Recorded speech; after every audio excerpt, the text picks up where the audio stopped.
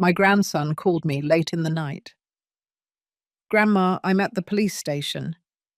My stepmother hit me, but she's saying that I attacked her. My dad doesn't believe me. When I arrived at the station, the officer turned pale and muttered, "I'm sorry, I didn't know." It was 2:47 a.m. when my phone shattered the silence of my home.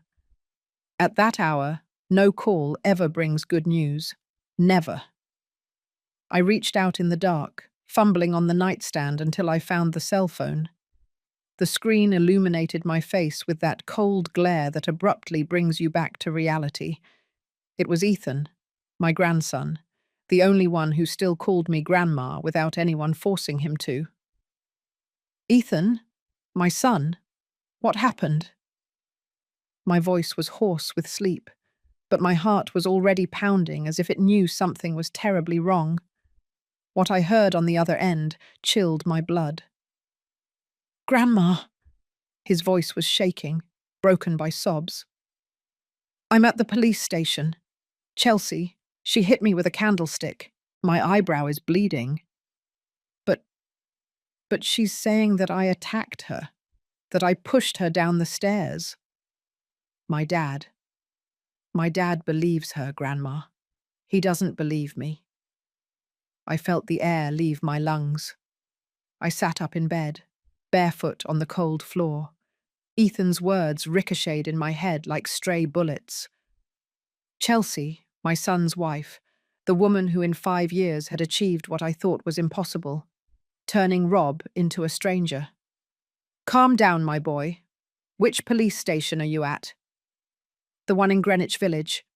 "Grandma, I'm scared. There's an officer who says if a responsible adult doesn't come, they're going to transfer me to—" "Don't say another word." I interrupted him, already standing, searching for my clothes with trembling hands. "I'm on my way. Don't talk to anyone until I get there. Did you understand me?" "Yes, Grandma." He hung up. And I stood there, in the middle of my room, holding the phone as if it were the only real thing in that moment. My reflection in the closet mirror stared back at me. A woman of 68 years, with dishevelled grey hair and deep circles under her eyes. But I didn't see a frightened old lady. I saw Commander Eleanor Stone, the same woman who had worked in criminal investigations for 35 years. The same one who had interrogated criminals, solved impossible cases, and faced situations that would make anyone tremble. And for the first time in 8 years, since my retirement, I felt that woman awaken again. I dressed in less than 5 minutes, black slacks, grey sweater, my comfortable boots. I grabbed my purse and, almost by instinct, opened the drawer of my dresser. There it was, my expired commander badge. I put it in my back pants pocket. I didn't know if it would help, but something told me I was going to need it tonight. When I stepped outside, the city was shrouded in that thick silence that only exists in the early hours of the morning. I stopped a taxi on the main avenue. The driver, a man in his 50s, looked at me through the rearview mirror. "Where to, ma'am?" "Greenwich Village Precinct. And hurry, please. It's an emergency." He nodded and sped up. I stared out the window without really seeing anything. I only thought about Ethan, his broken voice, the words he had told me. My dad doesn't believe me.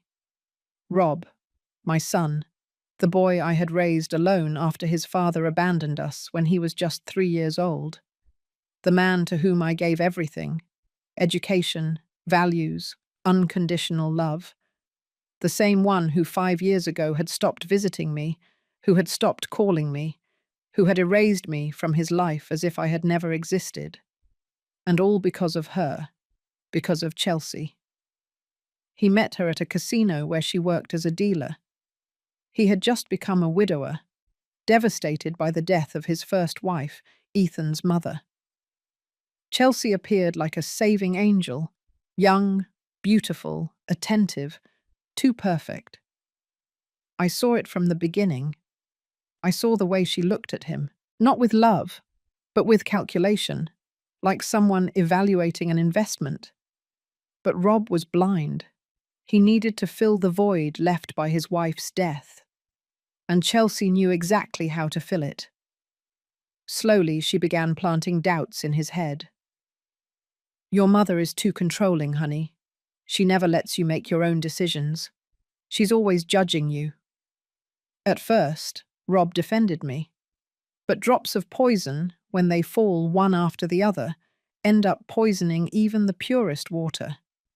Visits became spaced out, calls became shorter, birthdays were forgotten, Christmases came with invented excuses, until one day he simply stopped reaching out to me. The only one who kept coming was Ethan. The weekends he was supposed to stay with his father. He would find a way to sneak away for a few hours to visit me. He brought me drawings from school. He told me his problems. He hugged me as if in my arms he found the refuge he no longer had in his own house. And I, like the fool I was, thought that things would eventually get better, that Rob would come to his senses, that time would make him return. How wrong I was. The taxi stopped in front of the precinct, a grey two-story building with the lights on. I paid the driver and got out. My legs were shaking, not from fear, but from contained rage. I entered through the main door. The desk officer, a young man about 25 years old, looked up from his desk. Good evening. How can I help you? I'm here for Ethan Stone, my grandson. He called me half an hour ago. The officer checked a sheet in front of him. Ah, yes, the domestic assault case. Are you... His grandmother, Eleanor Stone. Something had changed in his face when he heard my name. He turned slightly pale. He looked at me more closely as if trying to remember something. Stone? Like Commander Stone? I took out my expired badge from my pocket and placed it on the desk. The officer took it, looked at it, and his expression changed completely. He stood up immediately. My God. Commander, I'm sorry. I didn't know you were family. Allow me. Where is my grandson? My voice came out firm, without hesitation. The voice I had used hundreds of times to interrogate, to order, to make people understand that I was not playing games. In the waiting room, with his parents and, well, with the complainant. Captain Spencer is in charge of the case. Spencer. That name made me pause for a second. Charles Spencer. He had been one of my subordinates years ago. A good officer, fair, intelligent. Take me to him. The officer nodded and led me down a hallway that I knew like the back of my hand. I had walked these same floors hundreds of times during my career. Every corner, every door, every crack in the wall brought back memories of a life I thought I had left behind. But that night, I understood something. You never stop being who you were. You just pretend you've forgotten. We arrived at the waiting room, and there, in that cold space illuminated by fluorescent lights, I saw the scene that would change everything. Ethan was sitting on a plastic chair, his right eyebrow clumsily bandaged with gauze. His eyes were red from crying so much. When he saw me, he jumped up. Grandma! He ran towards me and hugged my waist as he did when he was a child. I felt his body tremble against mine. I stroked his hair and whispered, I'm here, my boy. I'm here. But my gaze had already found the other two characters in that scene. Rob was standing by the wall, arms crossed and jaw clenched. He looked at me with an expression I couldn't decipher. Shame? Anger? Guilt? And next to him, sitting with her legs crossed and a perfectly rehearsed victim expression, was Chelsea. She wore a wine-coloured satin robe, as if she had been dragged out of bed. She had a bruise on her left arm that looked freshly made. Her brown hair fell in perfect waves over her shoulders. She looked at me with those big, teary eyes as if to say, "Look what your grandson did to me." But I knew that look. I had seen it in dozens of criminals who tried to fool me during my career. The look of someone who knows how to act, of someone who knows how to manipulate. "Eleanor," Rob said, with a dry voice, without moving from his spot. "You didn't have to come." Those 5 words hurt me more than any physical blow. I didn't have time to respond because at that moment an office door opened and a man in his 50s came out, in an impeccable uniform and a serious expression.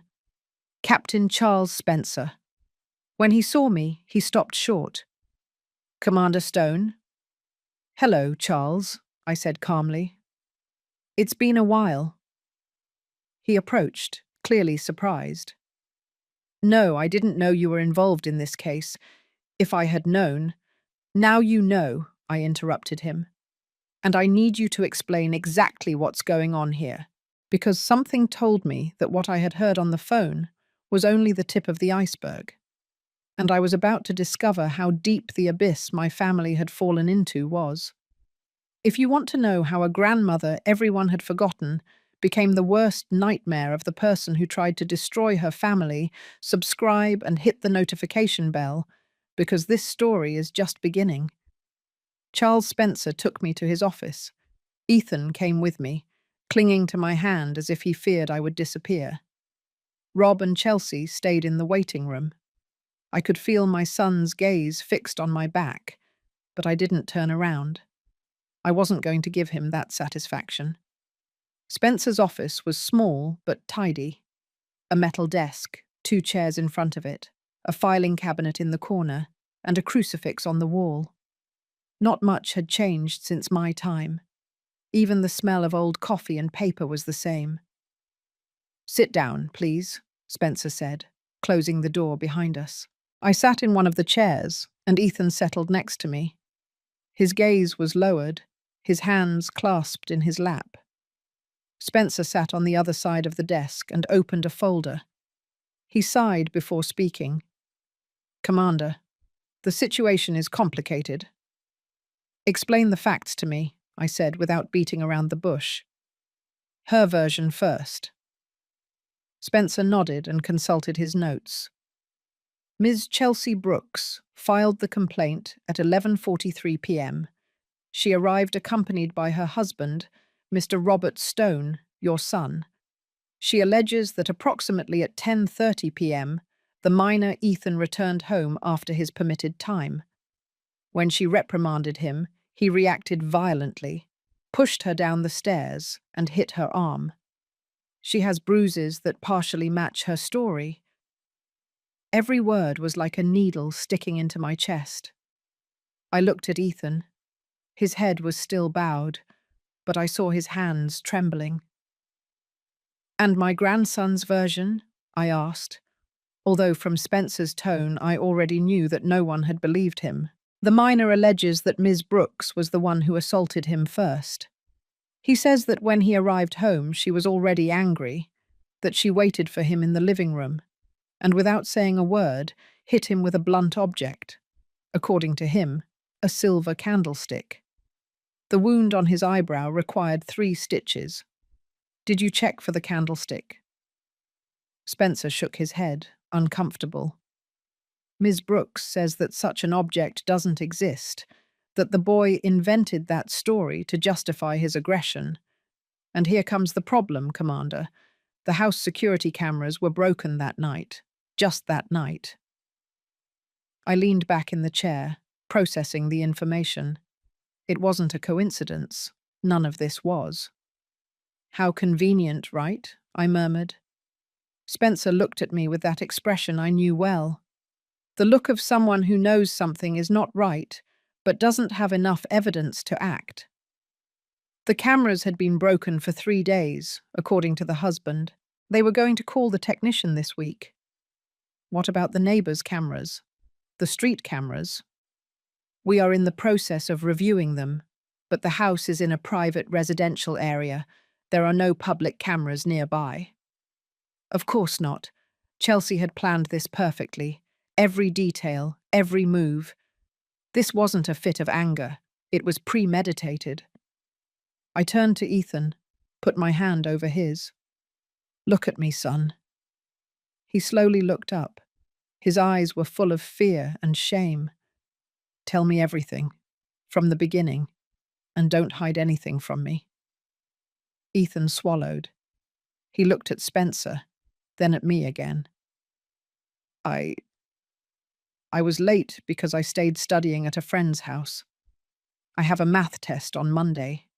I got there at 10:15 p.m., not that late. But when I opened the door, Chelsea was there, in the living room with the lights off. Only the kitchen light was on.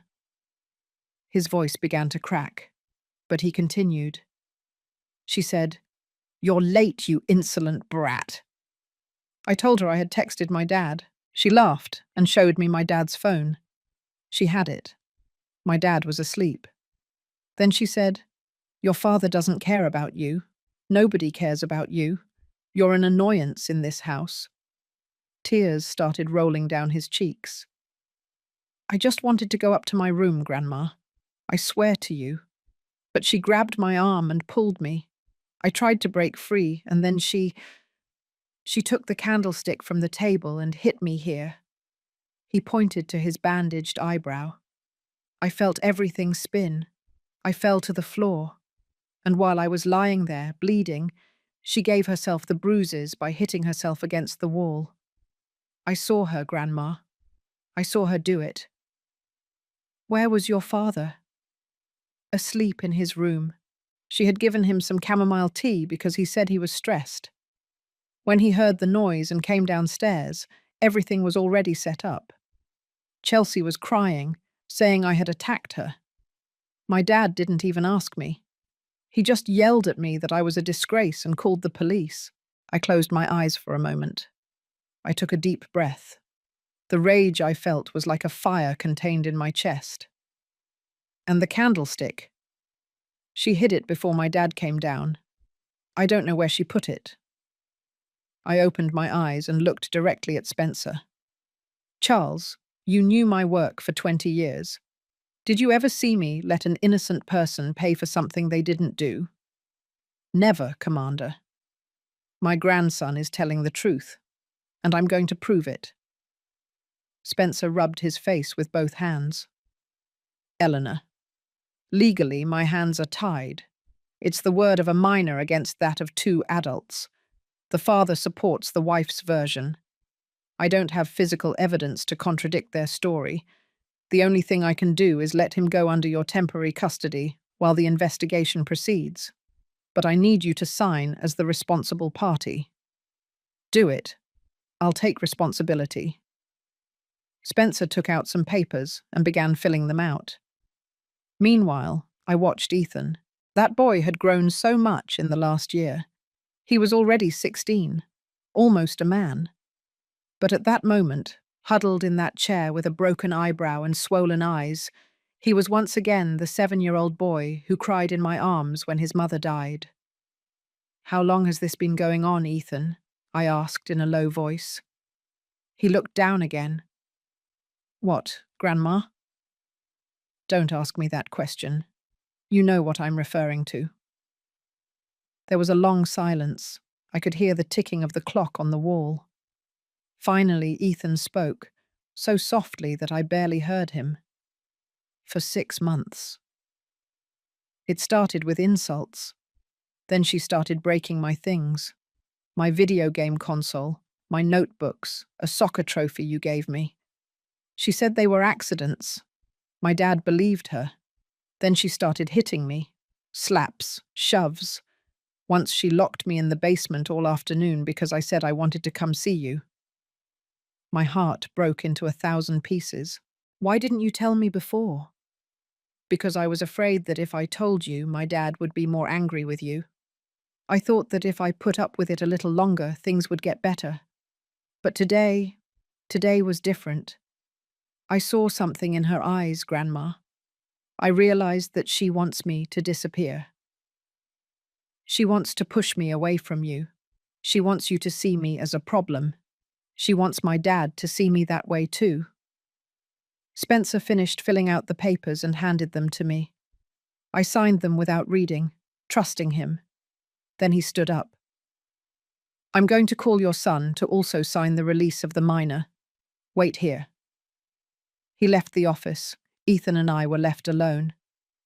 I hugged him, this time, even tighter. I felt his body relax against mine, as if for the first time in hours he could breathe easy. Forgive me, my boy. Forgive me for not realizing sooner. It's not your fault, Grandma. It's my dad who didn't want to see. He was right, but that didn't make it hurt any less. The door opened. Rob entered, alone. He didn't even look at me. He walked up to the desk, took the pen Spencer extended to him, and signed the papers with quick, jerky movements, as if every second in there was hurting him. That's it, he said dryly. Can I go? Rob, I said, standing up. We need to talk. I have nothing to talk about with you, he replied without turning around. You made your choice. You chose to believe him instead of my wife. Your wife? What about your son? When did your own son stop mattering to you? He finally looked at me, and what I saw in his eyes chilled my blood. There was no love. There was no guilt. There was just nothing. A void I didn't recognize. My son attacked my wife. The evidence is there. Chelsea has the bruises. He has a history of bad behavior at school. What history? Ethan exploded. That's a lie. I've never had problems at school. You were suspended last week for fighting with a classmate. Because that classmate was bothering a girl. He was harassing her and I defended her. The principal congratulated me after speaking with the witnesses. Rob didn't answer. He simply turned around and left the office, closing the door with a loud bang. I stood there, feeling every piece of hope I had of getting my son back crumble. Spencer put a hand on my shoulder. I'm sorry, Eleanor. Don't be sorry, I replied, wiping away a tear that had escaped without permission. He made his choice. Now I'm going to make mine. I took Ethan's hand. Let's go home. We left the precinct into the cold, early morning. Chelsea and Rob had already left. On the empty street, under the orange glow of the streetlights, I stopped for a moment. Ethan looked at me. What are we going to do, Grandma? I looked into his eyes, those eyes that so resembled his mother's. Good, noble, incapable of lying. We are going to prove the truth, my boy, and we are going to make her pay for every tear she made you shed. Because Chelsea made a mistake tonight. A mistake that would cost her everything. She messed with my grandson. And no one, absolutely no one, hurts my family without me doing something about it. Commander Eleanor Stone was back. And this time there was no retirement that could stop me. What secret was Chelsea hiding? Why so much hatred towards an innocent boy? The truth was darker than I imagined. We arrived at my house when the sun was barely beginning to peek out between the buildings. Ethan walked silently beside me, dragging his feet from fatigue and pain. I lived in a modest apartment in Greenwich Village, a third floor without an elevator that I had bought with my life savings. It wasn't luxurious, but it was mine. Every piece of furniture, every dish, every memory on those walls belonged to me. I opened the door and turned on the lights. The familiar smell of coffee and cinnamon greeted me. I always left a stick of cinnamon on the stove so the house would smell like home. Come, sit on the couch, I said to Ethan. I'm going to make you something to eat. I'm not hungry, Grandma. I didn't ask if you were hungry. I said I'm going to make you something. He managed a weak smile and collapsed onto the brown fabric sofa. It was old, but comfortable. I had bought it at a second-hand market 15 years ago, and it still held up. I went to the kitchen and heated milk. I prepared 2 cups of hot chocolate, the way my mother taught me when I was a girl. I cut a piece of the chocolate chip cookie I had bought the day before at the local bakery 2 blocks away. I returned to the living room with everything on a tray. Ethan took the cup in his hands and took a sip. He closed his eyes, savoring it. For a moment, he seemed to forget everything that had happened. "Thank you, Grandma. Eat slowly. Then I'll give you something for the pain in your eyebrow." I sat beside him and drank my chocolate in silence. Outside, the city was beginning to wake up. You could hear the first trucks, the whistle of the man selling bagels on the corner, the barking of the neighbor's dog on the second floor. "Grandma," Ethan said after a while, "can I stay with you?" "Of course, for as long as you need." "No, I mean, forever. I don't want to go back to that house. Not with her there." I placed my cup on the coffee table and looked at him. "Ethan, legally your father has custody. I can only have you temporarily until the case is resolved. If you want to stay with me permanently, we'll have to do things properly. With lawyers, with judges. But my dad will never agree." "We don't know until we try." He shook his head. "He does everything Chelsea tells him. Since they got married, it's like my dad is a different person." "Do you know what I heard a week ago?" "What did you hear?" Ethan lowered his voice, as if someone could hear us. They were in their room. I was going to the bathroom and passed their door. It was slightly ajar. Chelsea was talking on the phone with someone. She was saying, "Don't worry, everything is going according to plan. When the old lady dies, Rob will inherit the house. We'll sell it and get at least $4,500,000. With that and what I've already saved, we'll go to Miami. We'll open the hotel we always dreamed of. And the kid, we'll send him to a military boarding school in San Diego. Let someone else deal with him." I felt the blood boil inside me. "Are you sure of what you heard?" "Completely sure, Grandma. That's why, that night when I came home late and she attacked me, I knew it was part of her plan. She wants to push me away from you. She wants you to see me as a problem. She wants my dad to see me that way too. And when I'm no longer in the way, all that's left is to wait for you." He didn't finish the sentence. He didn't need to. Chelsea was planning my death. Or at least, she was waiting for me to die soon. And in the meantime, she was going to destroy any bond that existed between my son and me, between Ethan and his father. "Did you say anything to your father?" "I tried. The next day, when Chelsea went to the hair salon, I told him what I had heard. Do you know what he told me? That I was making things up because I couldn't accept that he moved on with his life, that I was a resentful teenager, that Chelsea had been very patient with me, and that I was just making her look bad. The helplessness I felt in that moment was crushing. My own son, the boy I had raised to be fair and honest, was completely blinded. "You are not making anything up, Ethan, and I believe you. Every word." He leaned his head on my shoulder and sighed. "Why does she hate us so much, Grandma?" "Because the hatred of people like Chelsea doesn't come from the heart. It comes from ambition.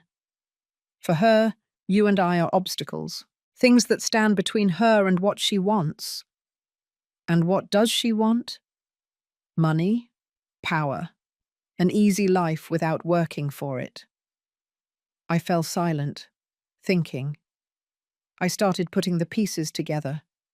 When Rob met Chelsea, she told him she came from a wealthy family in Dallas, that she had attended private schools, that she worked as a dealer at the casino because she liked the excitement, not out of necessity. But we never met her family. No relative ever came to the wedding. When I asked Rob about it, he said Chelsea was estranged from her parents due to personal problems. How convenient. "Ethan, I need you to do me a favor." "Anything, Grandma."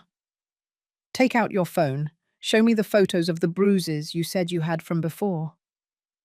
He took his cell phone out of his pocket, unlocked the screen, and opened his gallery. He showed me a hidden folder in his files. There were at least 20 photos. Bruises on his arms, on his back, on his legs. All recent, all dated. Why did you never show me this? Because I was afraid that if I did something, my dad would blame you. Chelsea always says that you are turning me against them. Send me all those photos, now. Ethan obeyed. My phone started vibrating as the images arrived. Every photo was proof. Every mark was a silent cry for help that no one had heard. Until now. Now I need you to sleep a little, I told him. Your eyebrow is swollen and you need to rest. Use my room. I'll stay here on the couch. But Grandma, no buts, go to sleep. He got up, kissed me on the forehead, and went to my room. I heard him close the door softly. I was left alone in the living room, with my cell phone in my hand and the photos of my bruised grandson filling the screen. Then I did something I hadn't done in years. I opened a drawer of the living room cabinet and took out an old leather-bound notebook. It was my investigation notebook, the same one I used when I was on active duty. Inside were phone numbers, contacts, notes from old cases. I looked for a specific name. Linda Davis. Linda had been my partner for 10 years in criminal investigations. She was younger than me, but just as tenacious. When I retired, she continued working for a couple more years until she opened her own private investigation agency. We had seen each other few times since then, but I knew that if anyone could help me, it was her. I dialed her number. It rang 4 times before she answered. Hello? Her hoarse voice sounded sleepy. Linda, it's Eleanor Stone. There was a silence, then a sigh. Commander, I haven't heard from you in ages. What time is it? 6:30 a.m. I'm sorry to wake you, but I need your help. It's urgent. Tell me. I told her everything, from Ethan's call to what I had heard about Chelsea's plans. I told her about the photos, the bruises, the precinct, about Rob. When I finished, Linda let out a long whistle. That woman is a professional, Commander. What you're describing to me isn't a cruel stepmother. It's a con artist. And a good one. That's what I thought. I need to investigate her. Full name, date of birth, everything you have. Chelsea Brooks. I don't know her middle name. She's 32 years old, according to what Rob told me when he met her. They got married 5 years ago. That's enough for me. Give me 2 days.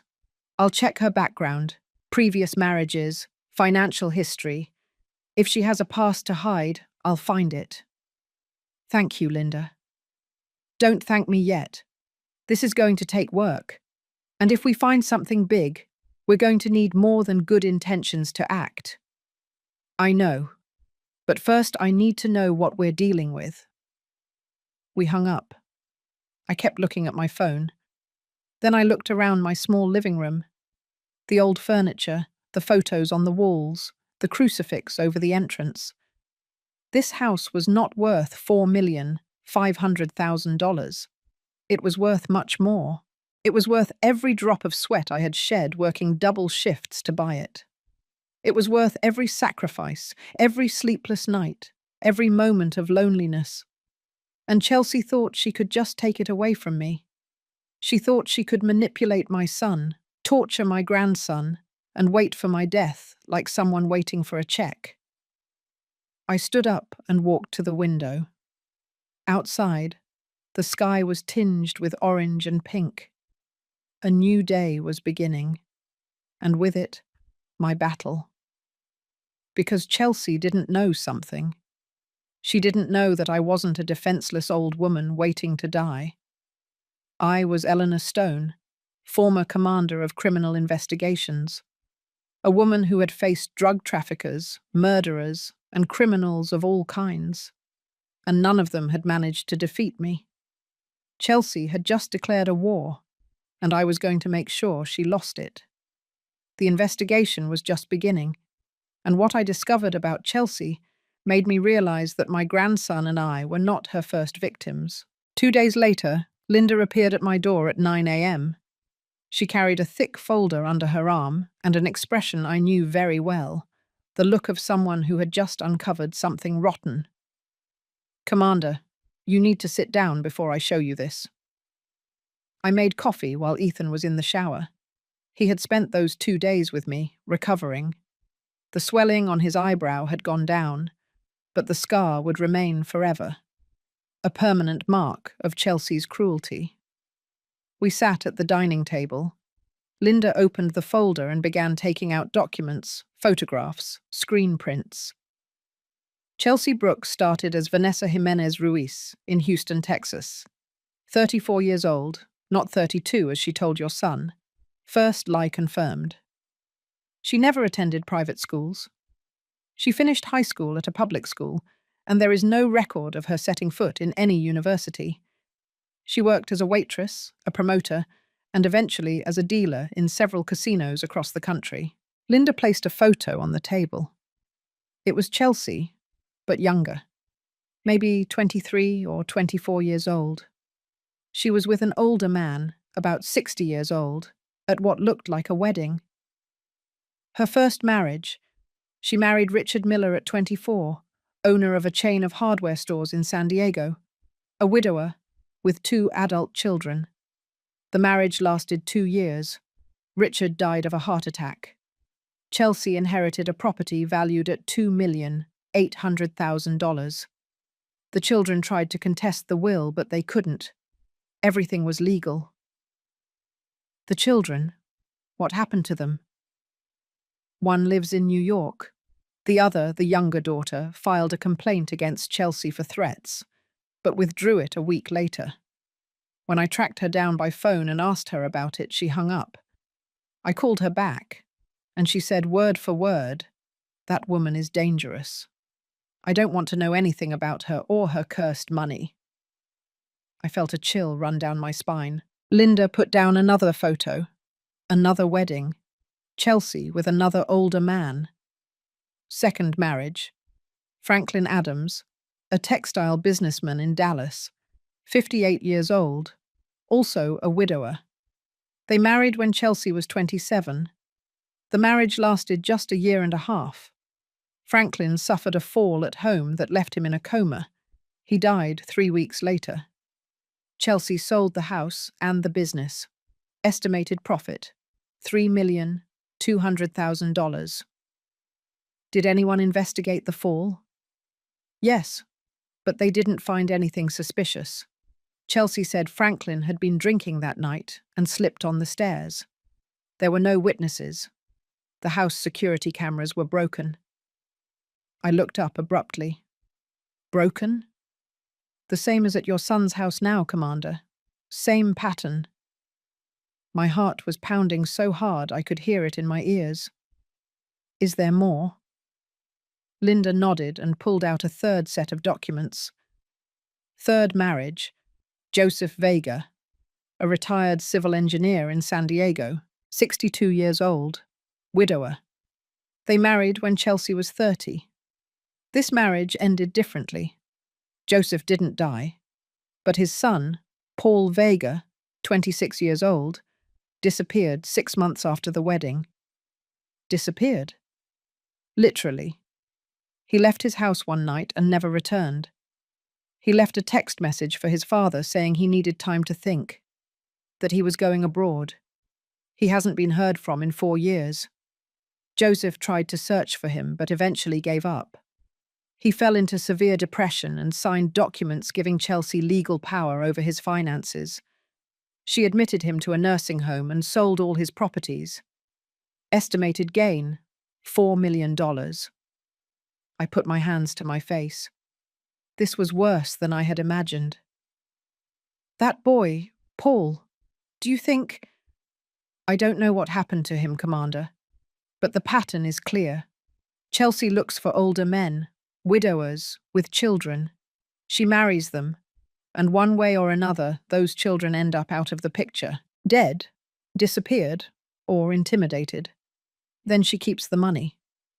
And now she's with my son. Rob fits the profile perfectly. Young widower with a teenage son, and with a mother who has a property in her name.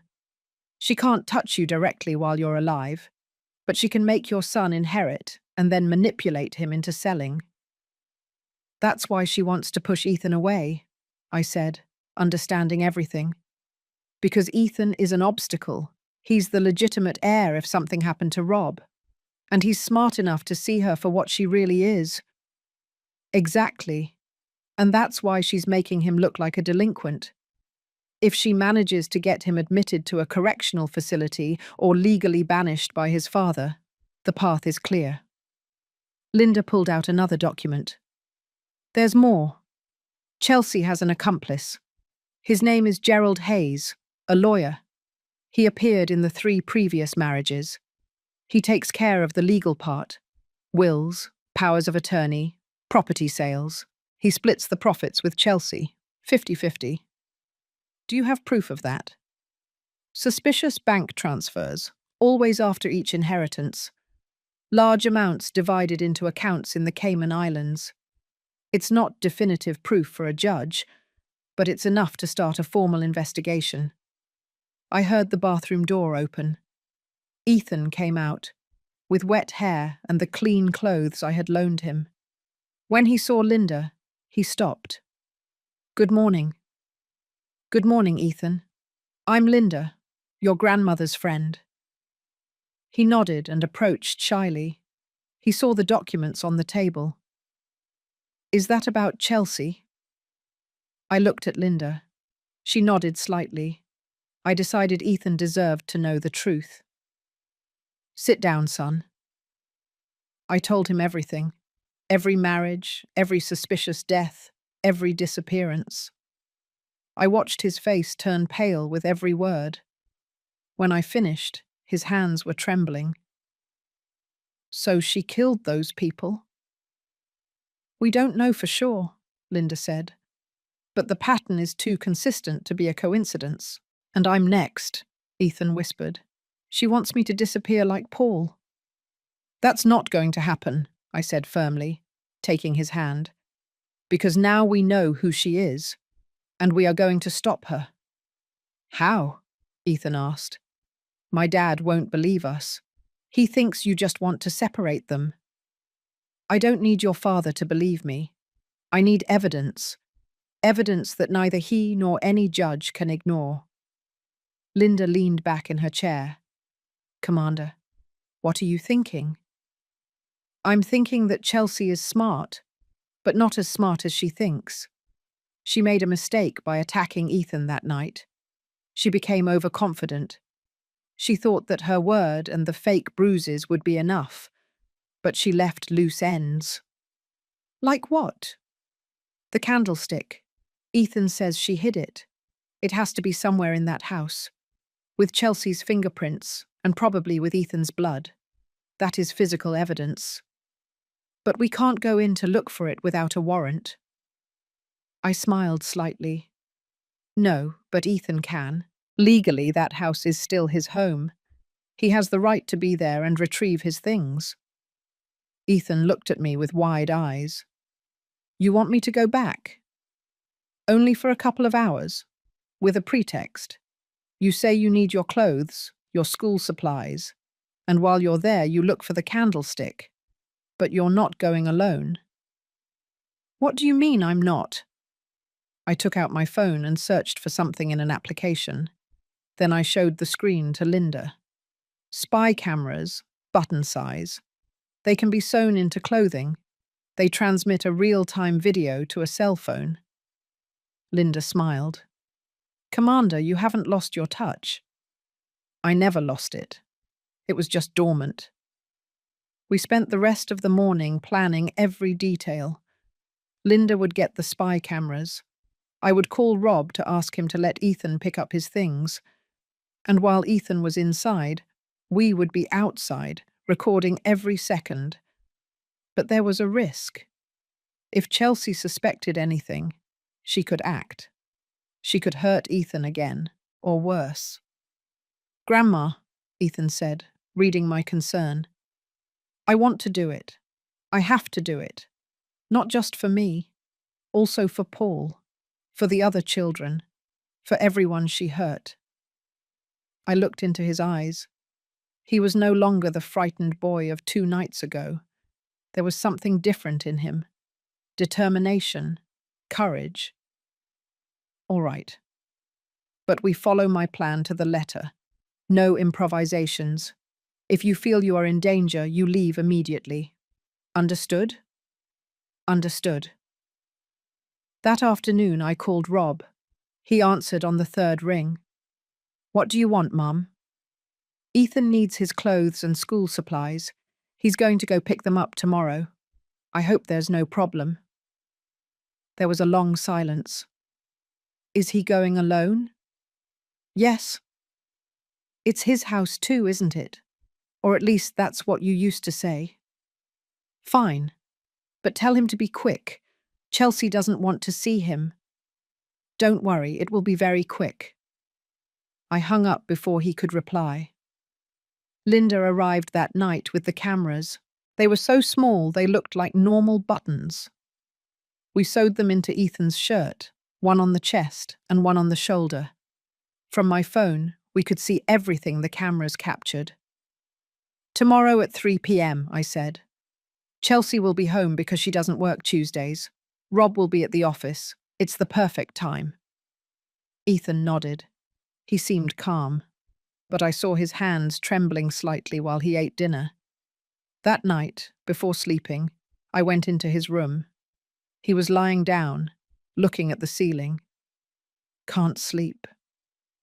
"I'm scared, Grandma, but not of Chelsea.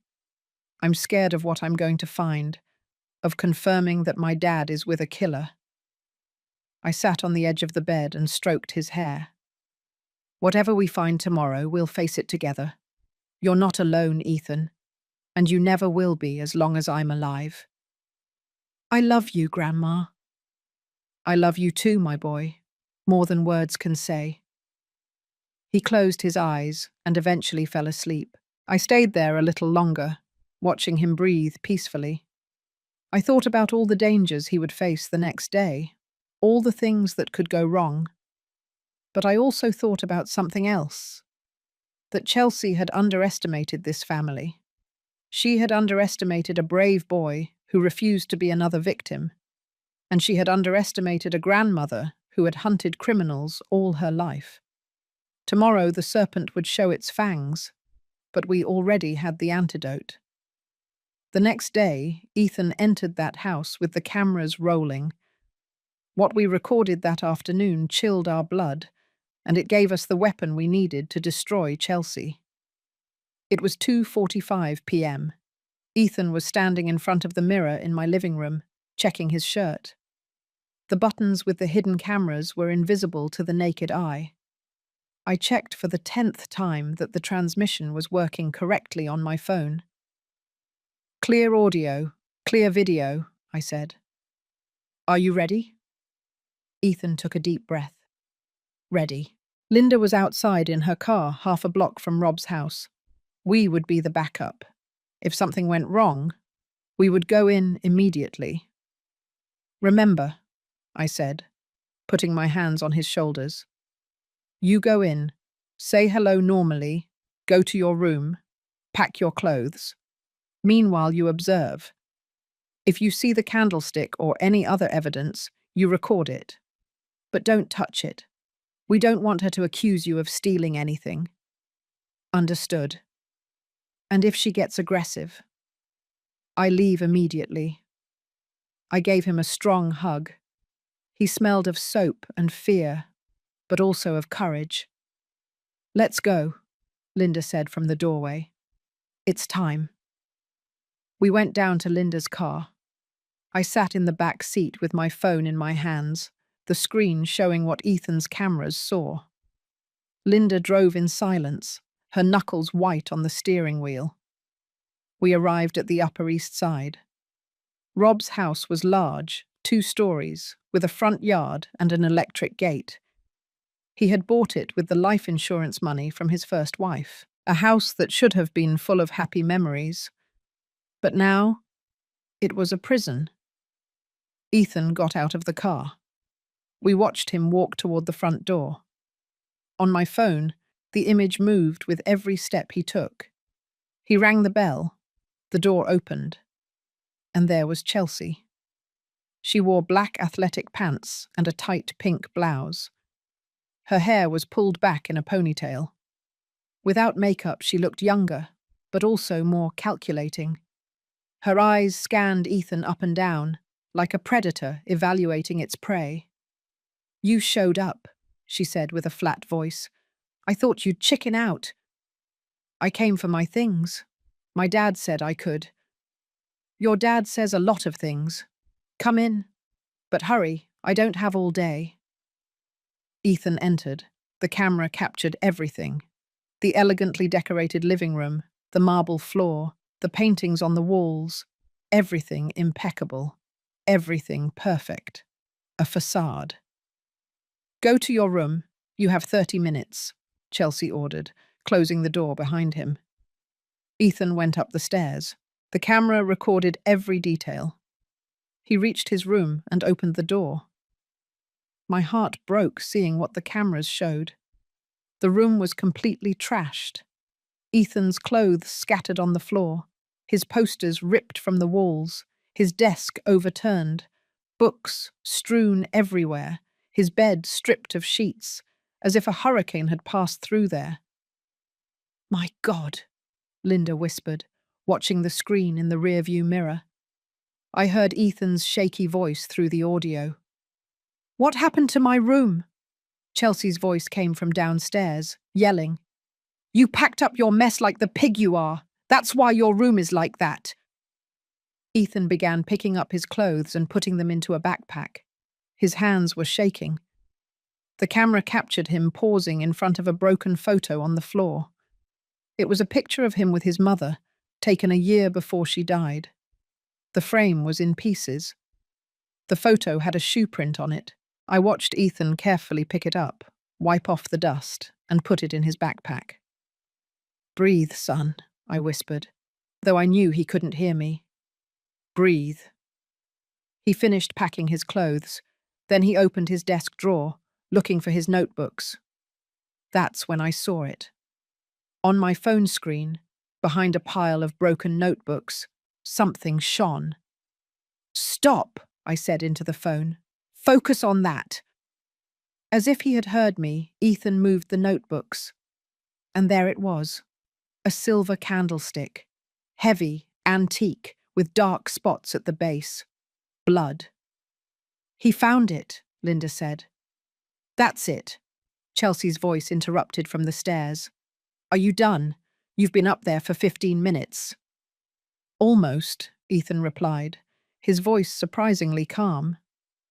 Quickly, with trembling hands, he took out his personal phone and snapped several pictures of the candlestick. Then he left it exactly where it was and closed the drawer. "Well done," I murmured. Ethan left his room with the backpack on his shoulder. He started down the stairs. Chelsea was waiting for him at the bottom, arms crossed. "Is that all?" "Yes." "Perfect. Then you can leave and not come back." "This is my house too." Chelsea let out a cold laugh. "Your house? This house belongs to your father and I am his wife. You are just an accident he had to put up with all these years." "My mum wasn't an accident." Chelsea's eyes narrowed dangerously. "Your mother is dead, and your grandmother will be soon too. It's a matter of time. Old women like her don't last long. And when she dies, your father is going to inherit that filthy house where she lives. We're going to sell it, we're going to move away, and you're going to stay in a boarding school where you learn not to be so insolent. Is that why you hit defenseless kids? Because it makes you feel powerful?" Chelsea took a step towards him. The camera perfectly captured her face. pure fury.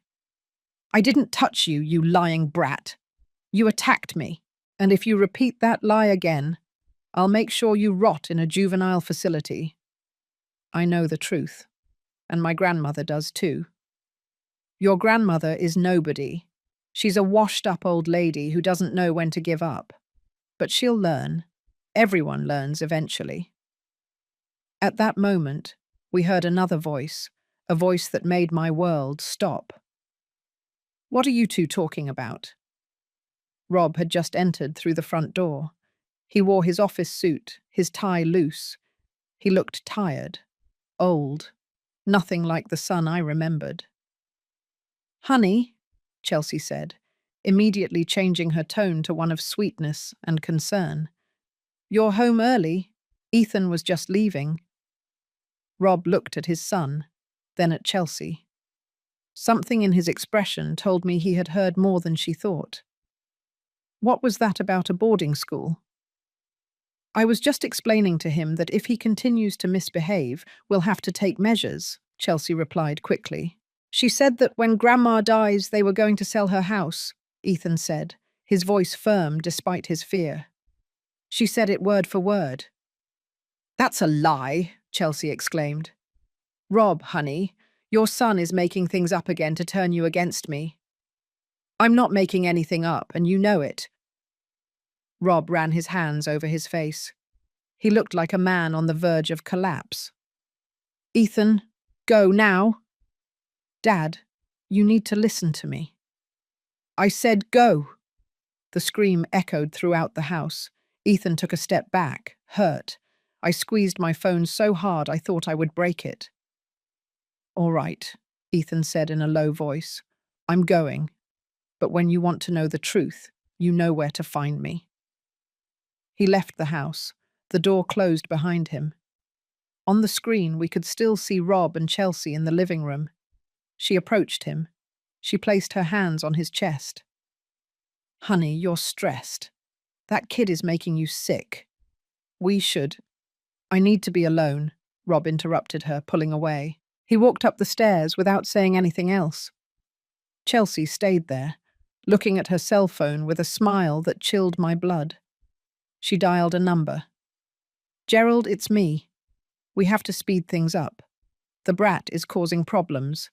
Yes, I know. Give me 1 more week and everything will be ready. The old lady won't know what hit her." She hung up. And at that moment, I knew we didn't have much time. Ethan arrived at the car. He got into the back with me. His eyes were full of tears he refused to shed. "I'm sorry, Grandma. I tried." "Don't apologize," I said, hugging him. "You did perfectly. We got what we needed." Linda started the car, and we drove away from there. On my phone, I reviewed the recordings. We had everything. The candlestick, Chelsea's threats, her confession about selling my house, her call with Gerald. But more importantly, I had something that broke my heart. The confirmation that my son was lost. That night, after Ethan fell asleep, I went out onto the balcony of my apartment. The city glowed under the streetlights. It was cold. Or maybe it was just my heart that felt frozen. I thought about Rob when he was a child, how he would run to me every time I came home from work, how he would hug me and say, "Mum, I missed you all day." The nights I spent awake when he had a fever, the times I defended him when other kids made fun of him for not having a father. I gave everything for that child. Everything. And for what? For a woman to arrive and steal him from me in less than 5 years? For him to look at me as if I were his enemy? The tears I had contained for days finally came out. I cried silently so Ethan wouldn't hear me. I cried for the son I lost, for the years I would never get back, for the words I would never hear from his mouth again. But I also cried out of rage, because Chelsea hadn't just taken my son. She had turned him into a stranger. She had poisoned him against me, against his own son, against everything that was once good in him. And I couldn't forgive that. I dried my tears. I took a deep breath, and in that moment, I made a decision.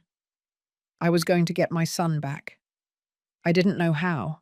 I didn't know how long it would take, but I was going to rip him from that woman's clutches, even if it was the last thing I did in this life. Because I was Eleanor Stone, and mothers like me don't give up. Never. Even when the whole world is against us. Even when our own children have forgotten us. We don't give up.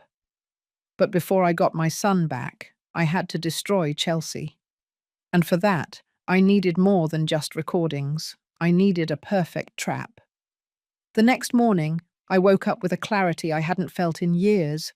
No more tears, no more doubts. Just one objective. Destroy Chelsea Brooks before she destroyed what little was left of my family. I brewed strong coffee and sat at the dining table with my old investigation notebook. Linda would arrive in an hour. Ethan was still sleeping. He needed that rest after yesterday. I started writing down everything we knew. Physical evidence. Candlestick with Ethan's blood. At Rob's house, we cannot touch it without a court order. Testimonial evidence.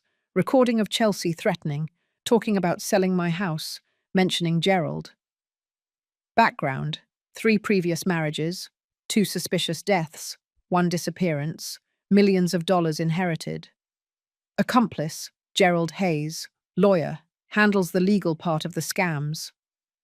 But something bothered me. All of that was circumstantial. A good lawyer could dismantle our case by saying the recordings were taken out of context, that the previous marriages proved nothing, that we were a resentful grandmother inventing stories. I needed more. I needed Chelsea to incriminate herself so clearly that not even the best lawyer could save her. Linda arrived promptly at 8. She brought 2 extra coffees and a look like she hadn't slept well. "What do you have in mind, Commander?" "I know that expression. It's the same one you wore when we were about to solve a difficult case." I smiled slightly. "We are going to set a trap for Chelsea. But for that, I need her to believe I'm vulnerable, that I'm defeated." "How?" "I'm going to do something that goes against every instinct I have. I'm going to give her exactly what she wants." Linda frowned.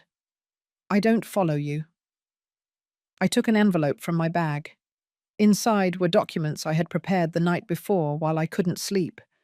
Documents for the voluntary transfer of my property. In Rob's name. Signed by me. Linda's eyes widened. "Commander, you can't be serious. They're not real." "Well, the documents are real, but they have a hidden clause in fine print that automatically invalidates them if coercion, threat, or fraud is proven. A notary friend helped me prepare them last night. They look legitimate, but legally they are worth nothing if there's pressure involved." "And how are you going to make Chelsea bite the bait?" "I'm going to contact her. I'm going to tell her I'm tired of fighting, that I want peace, that I'm willing to sign my house over to Rob if she leaves Ethan alone. But with one condition. I want her and her lawyer to come to my house personally to close the deal. And while they are here, I record them. Everything. Every word. Every threat. Every confession that slips out. Because people like Chelsea can't resist boasting when they think they've won." Linda leaned back in the chair, processing the plan. "It's risky. If she realizes the trap, she could become violent. That's why you are going to be here, hidden in my room, and I'll have hidden cameras throughout the living room and dining room. Professional quality audio and video. All legal because it's my house, and I have the right to record what happens inside it. And what if she accepts the documents and simply leaves without saying anything incriminating? She won't. I know women like her. When they think they've won, they can't resist the temptation to rub it in your face.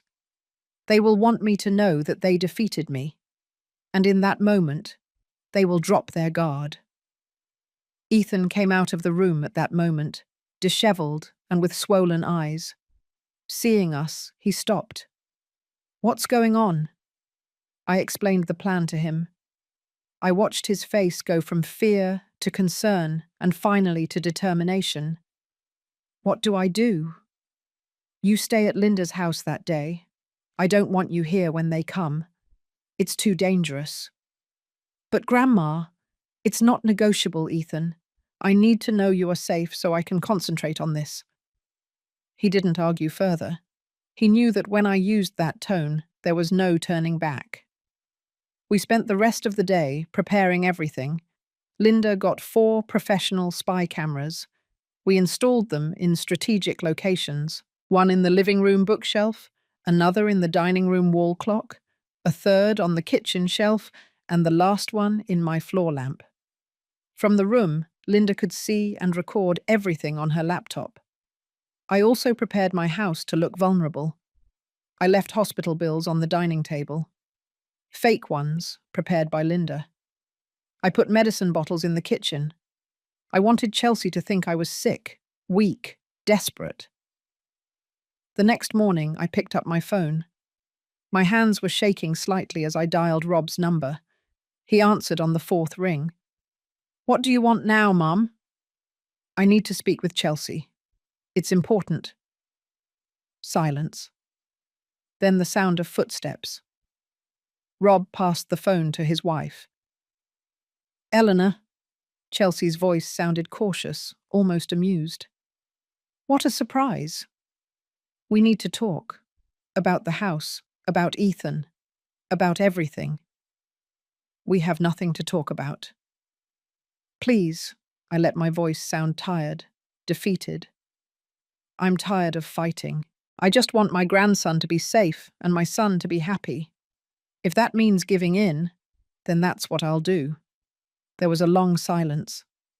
I could imagine Chelsea smiling on the other end. "Giving in what sense exactly?" "The house. I know Rob will eventually inherit it, but I've been sick lately. My heart isn't well. The doctors say it could be a matter of months, maybe a year. I don't want to die knowing I left a legal problem for my son." "How thoughtful of you." The sarcasm in her voice was evident. "I am willing to sign documents transferring the property to Rob's name now, but with one condition: that you leave Ethan alone, that you drop the charges, that you allow him to live with me for the rest of my life." Another silence. I could hear voices in the background. Chelsea was consulting with someone, probably Gerald. "When do you want to do this?" "Tomorrow, 3 p.m, at my house. Bring your lawyer if you want. I want everything to be legal and final." "Why the sudden change of heart, Eleanor?" "Because I'm tired. Because I no longer have the strength to fight. And because at the end of the day, my son chose, and he didn't choose me." Those last words hurt to say, because they were true. "Tomorrow at 3 then," Chelsea said. "And I hope you're not playing games with me, old lady. Because if you are, I promise you'll regret it." "I'm not playing games. I just want peace." She hung up. I was left staring at the phone, my heart pounding furiously. Linda placed a hand on my shoulder. "You did very well, Commander. You sounded convincing." "It's because part of it is true," I admitted. "I am tired, and Rob did choose her over me. But we are not going to let her win. No, we are going to make sure she loses everything." We spent the rest of the day going over every detail of the plan. Where would I sit? Where would they sit? What questions to ask to make them talk? How to subtly provoke them so they felt secure in themselves? That night, before sleeping, I went into Ethan's room. He was lying down, looking at the ceiling. "Nervous, Grandma?" "A little, but more than nervous, I'm angry. And that anger is what's going to give me strength tomorrow." "What if something goes wrong?" "Nothing is going to go wrong. Trust me." He sat up in bed and hugged me. "I always trust you, Grandma. You're the strongest person I know." And you are the reason I keep fighting. The next day, Linda came early. We checked the cameras one last time. Everything was working perfectly. At 1 p.m., we took Ethan to Linda's house. Her husband, a quiet and reliable man, stayed with him. Do not leave the house for any reason, I told Ethan, and keep your phone on. Be careful, Grandma. I always am. Linda and I returned to my apartment. She set up in my room with her laptop, headphones, and a professional recorder. I stayed in the living room, waiting.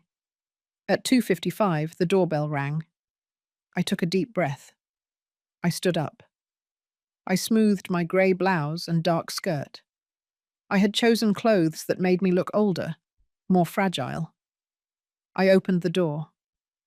There they were. Chelsea, in a beige office dress and high heels. Beside her, a man in his 50s, impeccable suit, briefcase in hand. Gerald Hayes, no doubt. And behind them, with an uncomfortable expression, was Rob. Come in, I said softly. I was expecting you. Chelsea entered first, looking at my house with barely disguised contempt. Gerald followed her, evaluating everything with a lawyer's eyes. Rob entered last, without looking me in the eyes. Sit down, please. I gestured to the couch and dining chairs. Chelsea sat on the main armchair as if she owned the place. Gerald next to her. Rob on a separate chair, as if wanting to disappear. I sat across from them, and in that moment, with the cameras recording every second, the final game began. Thank you for coming, I said. I know this isn't easy for any of us. Chelsea smiled.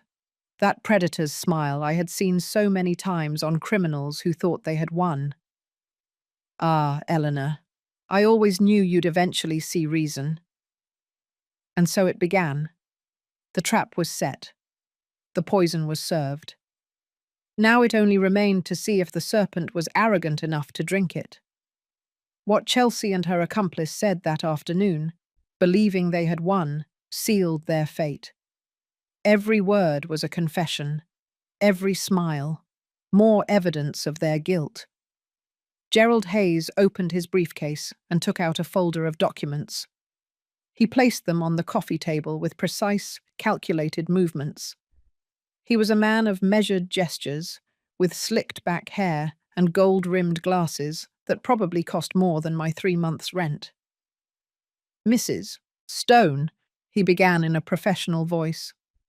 I understand that you wish to transfer the property located at Greenwich Village 247, apartment 302, to your son Robert Stone's name. Is that correct? That's right, I replied, keeping my voice tired, resigned. Excellent. I have prepared the necessary documents. I just need you to review them and sign here, here, and here. He pointed to several lines with his expensive pen. I took the papers. I pretended to read them carefully. In reality, I was observing everyone's reactions. Rob looked at the floor, uncomfortable. Chelsea couldn't hide the gleam of triumph in her eyes. Gerald maintained his professional mask, but I saw him exchange a quick glance with Chelsea. These documents, I said slowly, indicate that I transfer the property voluntarily without receiving anything in return. Is that correct? Correct, Gerald replied. It is a lifetime donation to your direct heir. Perfectly legal. And what about Ethan? Chelsea leaned forward, crossing her legs. Dear Eleanor, let's be realistic.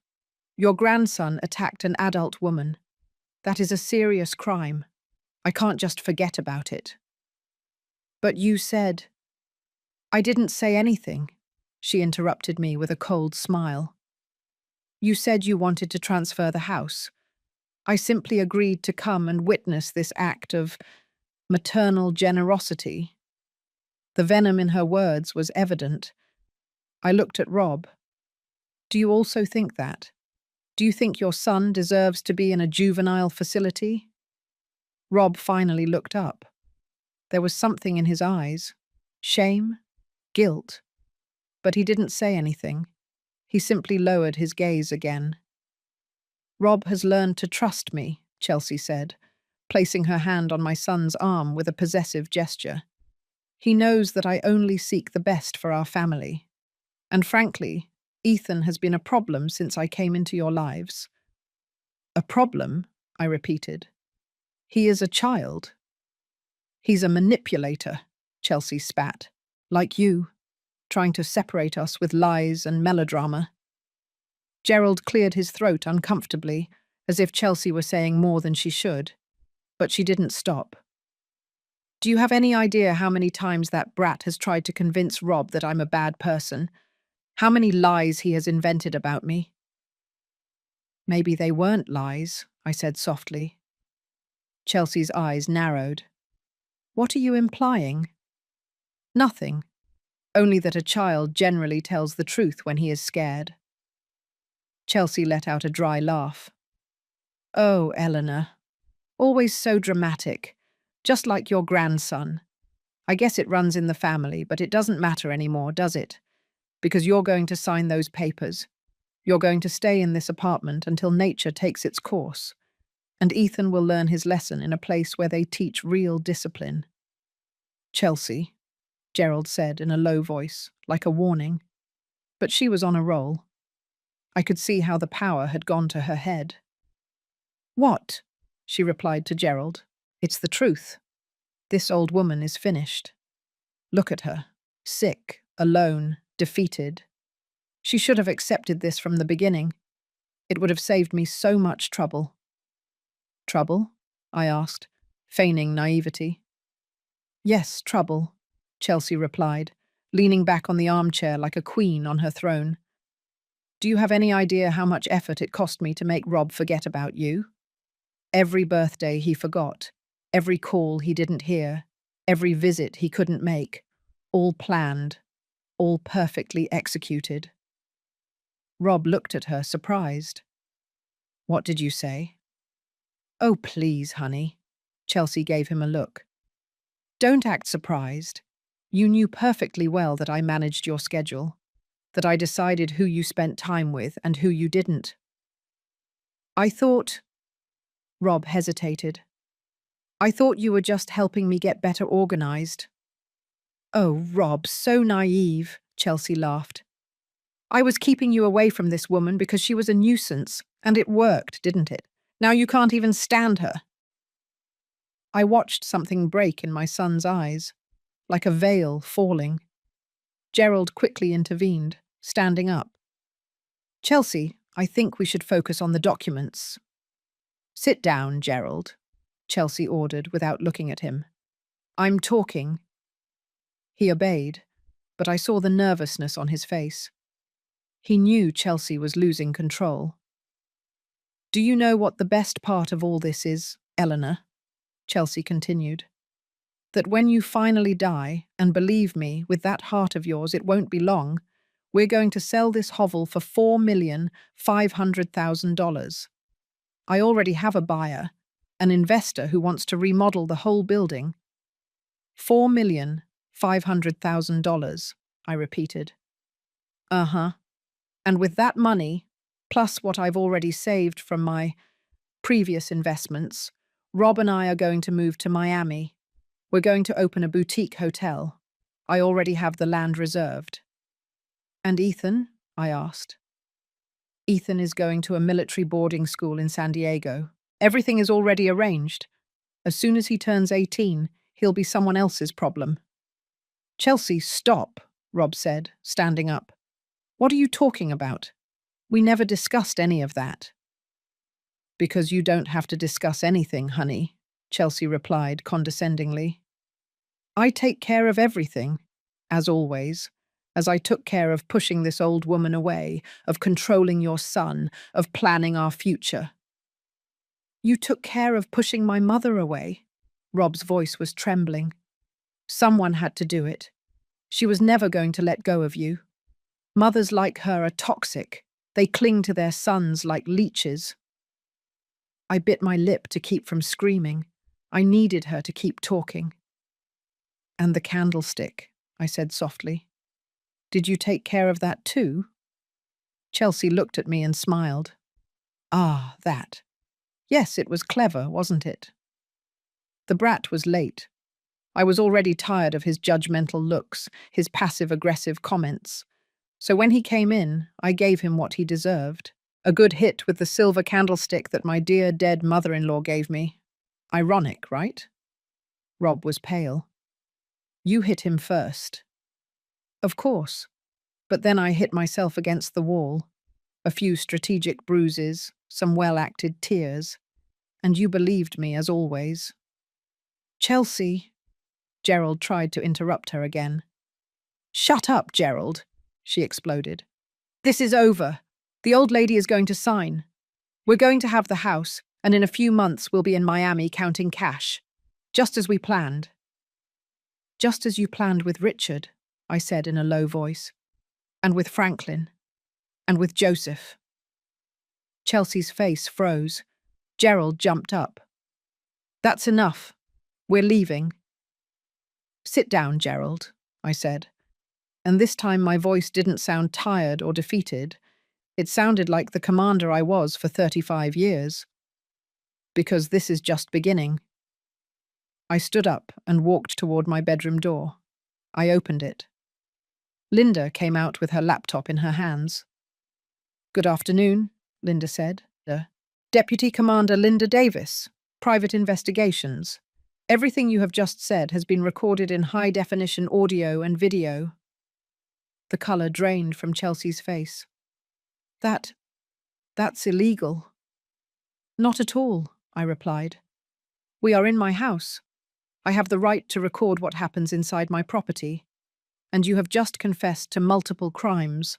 Coercion, fraud, assault on a minor, conspiracy.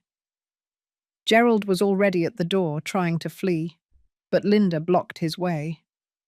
I wouldn't move if I were you, Counselor.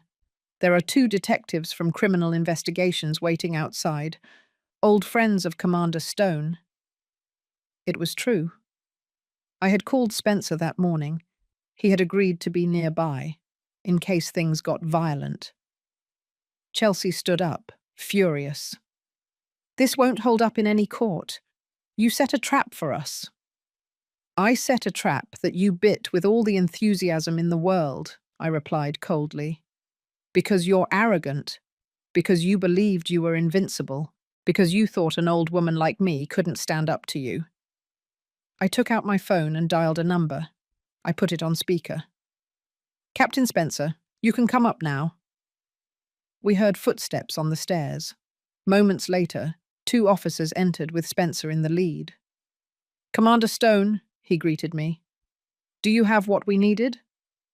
Everything, Linda replied, showing him the laptop. Full confession, threats, admission of assault on a minor, conspiracy to commit fraud. Spencer looked at Chelsea and Gerald. Chelsea Brooks, Gerald Hayes, you are under arrest for the crimes of— This is a setup, Chelsea screamed. Rob, say something, defend me. We all turned to look at my son. He was sitting in the chair, his hands covering his face. His shoulders were shaking. When he finally spoke, his voice was broken. It was all a lie. Everything you told me about my mother, about Ethan, about everything? Chelsea looked at him, and for the first time, I saw something close to panic in her eyes. Honey, no. I love you. Everything I did was for us. You used me, Rob said, looking up. There were tears in his eyes. You turned me against my mother. You hit my son. All for money. It wasn't just for money, Chelsea insisted. I wanted a better life for us. Liar, Rob exploded, standing up. You never loved me. You only wanted my inheritance, like you did with the others. The officers handcuffed Chelsea. She kept screaming, trying to reach Rob. Rob, please, don't let them take me. I'm your wife. But my son just turned away. Gerald was handcuffed in silence, with the resignation of someone who knows the game is over. As they were being led out of the apartment, Spencer approached me. "Commander, I need you to come in tomorrow to give a formal statement.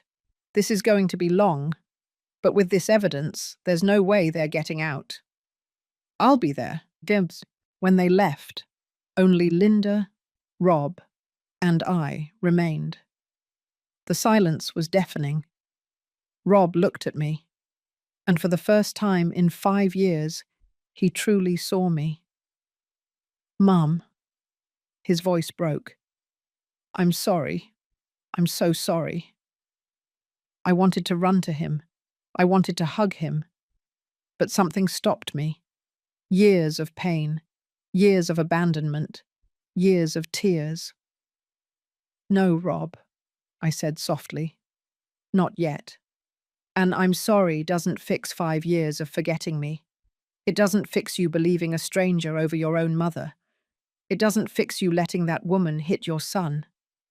He nodded, tears streaming down his face. "I know.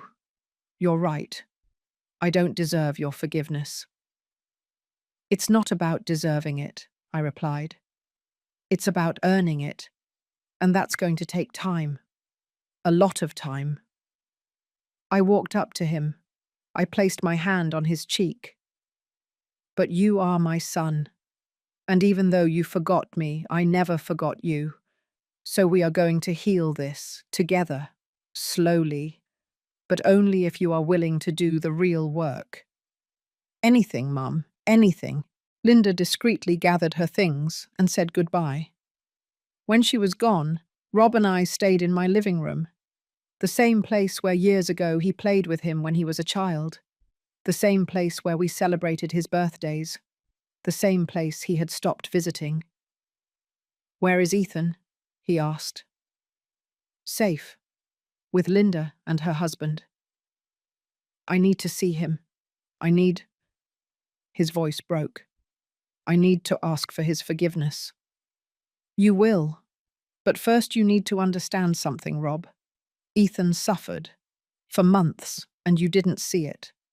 Not because you couldn't, but because you chose not to see it." "I know. And I'll carry that guilt for the rest of my life." "Good. Because that guilt will remind you not to fail like that ever again." We stayed in silence for a moment. Then I hugged him, and he cried in my arms like when he was a child. Because at the end of the day, he was still my son. And even though he had broken my heart, I was his mother. And mothers never stop loving, even when it hurts. Justice was just beginning. But the hardest part would not be seeing Chelsea pay for her crimes. It would be rebuilding a family that she had destroyed, piece by piece. A week later, I was sitting in a downtown restaurant. I had chosen the place carefully. The Oak Leaf Cafe, a spacious place with a patio, known for its traditional food and family atmosphere. It had tables far enough apart for privacy, but it was also busy enough to have witnesses to what was about to happen. Linda was at a nearby table, with her laptop and recording equipment discreetly hidden. Captain Spencer had also agreed to come, off duty, but present. And I had invited a notary, Councillor Rodriguez, a man in his 60s who had worked with me on several cases when I was on active duty. He was someone I trusted completely, but the most important invitation I had made 3 days earlier, when I called Rob. "I need you to come to a meeting," I told him. "Bring Chelsea." "Mum, she's under house arrest. Gerald managed to get her bail while they await trial." "I know. That's why I need her to come. Tell her I have a proposal, that I want to resolve this without going to trial." "Are you serious?" "Completely. 3 p.m., Saturday. The Oak Leaf Cafe. You, her, and me. To talk like adults." Rob hesitated. "I don't know if that's a good idea, Mum." "Trust me, son. Just one more time." And he agreed. Now, sitting at that round table under the shade of a cherry tree, I waited. I had ordered a pitcher of iced tea and a plate of donuts. My hands were steady, my breathing controlled. But inside, my heart was beating like a war drum. They arrived at 3:05. Rob was wearing a white shirt and jeans, deep dark circles marking his face. He had lost weight in the last week. Chelsea walked beside him with her head held high, dressed in a black business suit and dark sunglasses. She wore an electronic ankle monitor, barely visible under her pants. They sat across from me. Chelsea took off her glasses and looked at me with a mixture of hatred and curiosity. "Here we are, Eleanor. You said you had a proposal." "That's right," I replied calmly. "But before we get to that, there are people I want you to meet." I signaled. Spencer approached our table, followed by Councillor Rodriguez. Chelsea immediately tensed. "What is this?" she asked. "This is a meeting to clarify things once and for all," I said. "Captain Spencer, Councillor Rodriguez, please take a seat." They sat down. Rob looked confused from one to the other. Chelsea's fists were clenched on the table. "Chelsea Brooks," I began. Or should I say, Vanessa Jimenez Ruiz. "In the last 2 weeks, we have investigated every aspect of your life, and we have found fascinating things." "I don't know what you're talking about." "I think you do know, but let me refresh your memory." I took a tablet from my bag.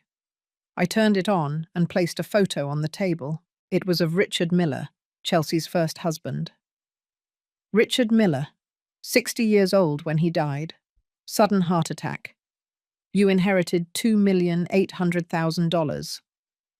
That was years ago, and it was completely legal. Legal, yes, but suspicious, especially when we reviewed the medical records. Richard never had heart problems before marrying you. But during the 2 years of marriage, he visited the doctor 6 times, complaining of dizziness, nausea, weakness, symptoms consistent with digitalis poisoning. Rob turned pale. "Poisoning?" "Digitalis is a substance extracted from foxglove plants," Spencer explained. "In small, constant doses, it causes symptoms that look like natural heart problems. In sufficiently high doses, it causes a fatal heart attack." "That's ridiculous," Chelsea said, but her voice trembled slightly. "You don't have proof of that." "You're right. We don't. Richard was cremated, but we have his daughter, Patricia Miller, who finally agreed to talk to us." I signaled again. Linda pressed something on her laptop. From the restaurant speakers, an audio recording began to play. It was the voice of a middle-aged woman. "I always knew Chelsea killed my father. He was a healthy man until he married her. He started getting sick little by little. Loss of appetite, confusion, extreme fatigue. We begged him to go to the doctor to get a full checkup. But Chelsea always said he was fine, that it was just stress. One night he simply dropped dead in the living room. She cried at the funeral, but I saw her counting the money when she sold my father's house a week later." Chelsea stood up abruptly. "That bitch always hated me. She was jealous because her father loved me more than her." "Sit down," I said in a firm voice, "because I'm not done yet." I changed the photo on the tablet. Now Franklin Adams appeared. Franklin Adams, 58 years old. He fell down the stairs of his house. He died 3 weeks later. $3,200,000 inheritance. The security cameras were conveniently broken that night. "It was an accident," Chelsea insisted. "A very convenient accident, especially considering that Franklin had updated his will a week before, leaving you everything. And especially suspicious when we spoke with his personal doctor, who told us that Franklin was considering divorcing you because he had discovered suspicious transfers from his bank account." Rob looked at me. "Is that true?" "Completely, Pierre," Spencer replied. We have bank statements showing transfers of $150,000 over 3 months from Franklin's account to a Cayman Islands account, an account shared by Chelsea and Gerald Hayes. Chelsea was now livid. Those are lies. They're not, I interrupted her. And then there's Joseph Vega and his son Paul. I placed another photo, a young man of 26, smiling, in a university graduation photo. Paul Vega, civil engineer like his father. He disappeared 6 months after you married Joseph. He left a text message saying he was going abroad. He has never been heard from again. That boy decided to leave on his own. He didn't, I said firmly, because we found Paul. The silence was absolute. Even the restaurant noise seemed to stop. What? Chelsea whispered. Linda approached with another laptop. A video appeared on the screen.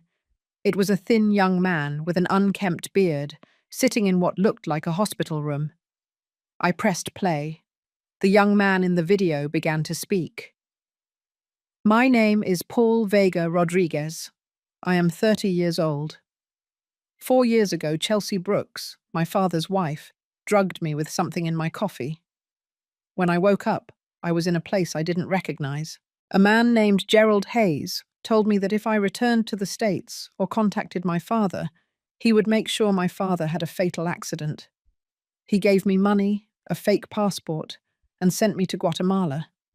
I've lived there ever since, afraid to return. But when Investigator Davis found me and told me that Chelsea was doing the same thing to another family, I knew I had to speak up. Chelsea collapsed into her chair. Her face had lost all colour. No. Paul is in protective custody now, Spencer said. He is going to testify. And with his testimony, plus the recordings we have of you, plus the bank statements, plus the testimonies of the previous families, Chelsea, you are going to spend the rest of your life in prison. And Gerald Hayes, I added. He already sang, by the way. When we showed him all the evidence, he made a deal with the prosecution.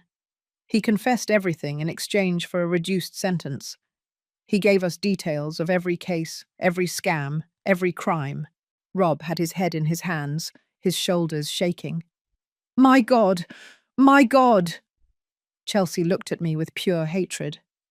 You were always a damn meddler. No, I replied. I am a mother protecting her family, and I am a former commander who knows how to recognize a criminal when I see one. I stood up. Councillor Rodriguez took some documents from his briefcase. The documents you signed at my house are completely void, by the way. The coercion clause automatically invalidates them. My property is still mine, and Ethan is under my full legal custody now. Rob signed the papers yesterday. I looked at my son. He nodded with tears in his eyes. Chelsea Brooks, Spencer said, standing up. You are formally charged with fraud, extortion, attempted murder, kidnapping, and conspiracy to commit murder. Your house arrest has been revoked. Officers, please. 2 police officers who had been waiting nearby approached. Chelsea tried to resist as they put the handcuffs on her. Rob, help me. Tell them this is a mistake. Rob looked at her. Tears rolled down his face. But when he spoke, his voice was firm. I can't help you, Chelsea, because all of this is true, and I was too blind to see it. As they led her away, Chelsea screamed, cursed, threatened, but no one was listening to her anymore. The other diners in the restaurant watched the scene with a mixture of shock and curiosity. When the restaurant finally returned to relative silence, Rob looked at me. Why did you do it here? Why not just at the precinct? Because you needed to see it, son. You needed to see who she really was. With witnesses, with evidence, without a shadow of a doubt. You needed your last image of her not to be the crying victim who says you are cruel. You needed to see the real Chelsea, A cornered criminal who will finally pay for her crimes. Rob nodded slowly. And now what? Now comes the hard part, I said, sitting down again. Rebuilding our family, healing the wounds, recovering the lost time. Do you think it's possible? I don't know, but we are going to try. Because despite everything, you are still my son, and Ethan deserves to have his father back. Spencer and Councillor Rodriguez said goodbye discreetly. Linda packed up her equipment and left too, not without giving me a knowing wink. Rob and I were left alone at that table, under the cherry tree, with a half-drunk pitcher of iced tea and donuts no one had touched. Can I see Ethan today? Rob asked. If he wants to see you, yes. And if he doesn't want to? Then you'll wait, and you'll keep waiting until he's ready. Because that's what parents do, Rob. They wait, they fight, they don't give up. Like you never gave up on me. Like I never gave up on you. I paid the bill and we walked out of the restaurant together. The afternoon sun painted the sky orange and pink. The city buzzed with its usual noise. Horns, street vendors, music coming from a nearby store. It was an ordinary day for everyone else. But for us, it was the first day of the rest of our lives. The first day without Chelsea poisoning everything around her. The first day of a possible healing. And although the path would be long and painful, at least now we could walk it together. Chelsea would face justice. But the real battle was just beginning. Proving to Ethan that we could be a family again. And that would require something more than evidence and arrests. It would require love, patience, and time. 3 months after the arrest, I was sitting in the courtroom of the Supreme Court building. The place smelled of old wood and ancient papers. The polished wooden benches were full of people. Journalists who had followed the case, onlookers, families of Chelsea's previous victims. Ethan was sitting to my right, in a suit we had bought especially for this occasion. To my left, Rob. In the preceding weeks, father and son had begun a slow process of reconciliation. It wasn't easy. There were tears, uncomfortable silences, difficult conversations. But they were trying, and that was all that mattered. Linda was a few rows back, next to Spencer. Both had worked tirelessly to build the case against Chelsea and Gerald, and today, finally the sentence would be handed down. The side door opened. 2 guards entered, escorting Chelsea. Nothing remained of the elegant, confident woman I had known years ago. She wore the orange prison uniform, her hair unkempt and pulled back in a sloppy ponytail, with no makeup. She had lost weight. She had deep circles under her eyes. But what struck me most was her gaze. There was no more arrogance, only resentment and defeat. Behind her entered Gerald Hayes, also in a prison uniform. He kept his gaze lowered, as if the weight of his crimes had finally broken him. "All rise," the clerk announced. Presiding over this hearing, the Honourable Judge Martha Sullivan. We stood up. The judge entered, a woman about 55 years old, with short grey hair and an expression that revealed nothing. She sat on her bench and motioned for us to do the same. "Good morning," she began. "We are here to sentence the state versus Vanessa Jimenez Ruiz, also known as Chelsea Brooks, and Gerald Hayes. The defendants have been found guilty by a jury of their peers of the following crimes: aggravated fraud, extortion, attempted murder, kidnapping, criminal association, and conspiracy to commit murder." The judge's voice resonated through the room. Every word was like a hammer blow. "Before proceeding with the sentence, does any of the victims wish to make a statement?" The prosecutor looked at me. I nodded and stood up. I had prepared this for weeks. I had written and rewritten my words, but when I finally spoke, it was from the heart. "Your Honour, my name is Eleanor Stone. I was a commander in criminal investigations for 35 years. In that time, I saw many criminals, but none like Vanessa Jimenez. I looked directly at Chelsea. She held my gaze with pure hatred. She did not destroy only properties or bank accounts. She destroyed families. She destroyed the trust between fathers and sons. She manipulated, she lied, and when her lies were not enough, she resorted to violence. My grandson has a permanent scar on his eyebrow because of her. My son lost 5 years of relationship with me because of her, and other families lost much more. Patricia Miller was sitting in the front row. She nodded with tears in her eyes.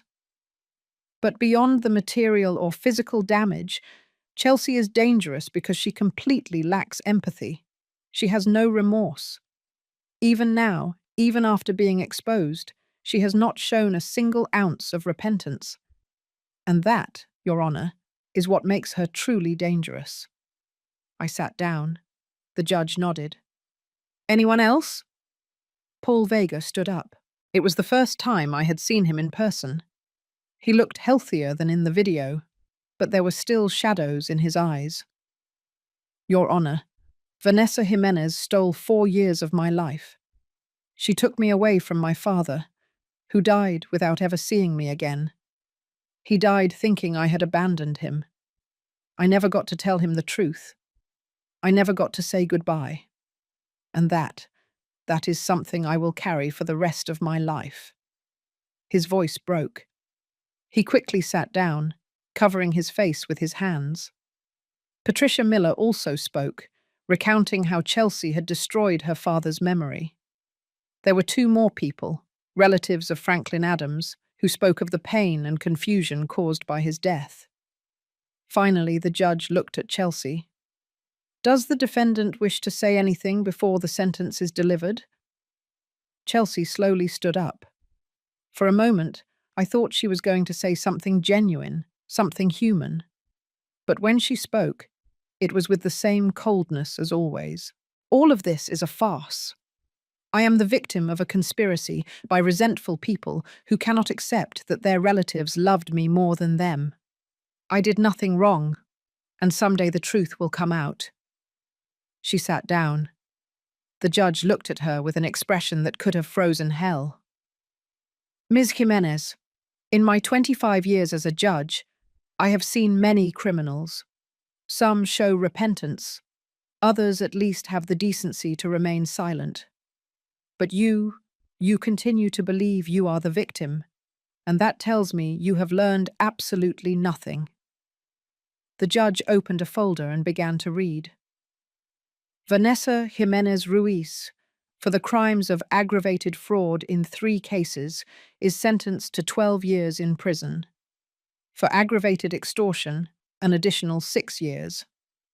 For attempted murder in the case of Richard Miller, based on circumstantial but substantial evidence, 15 years. For kidnapping in the case of Paul Vega, 20 years. For criminal association, 5 years. The sentences will be served consecutively, not concurrently. Total, 58 years in prison. A murmur went through the room. Chelsea had turned pale.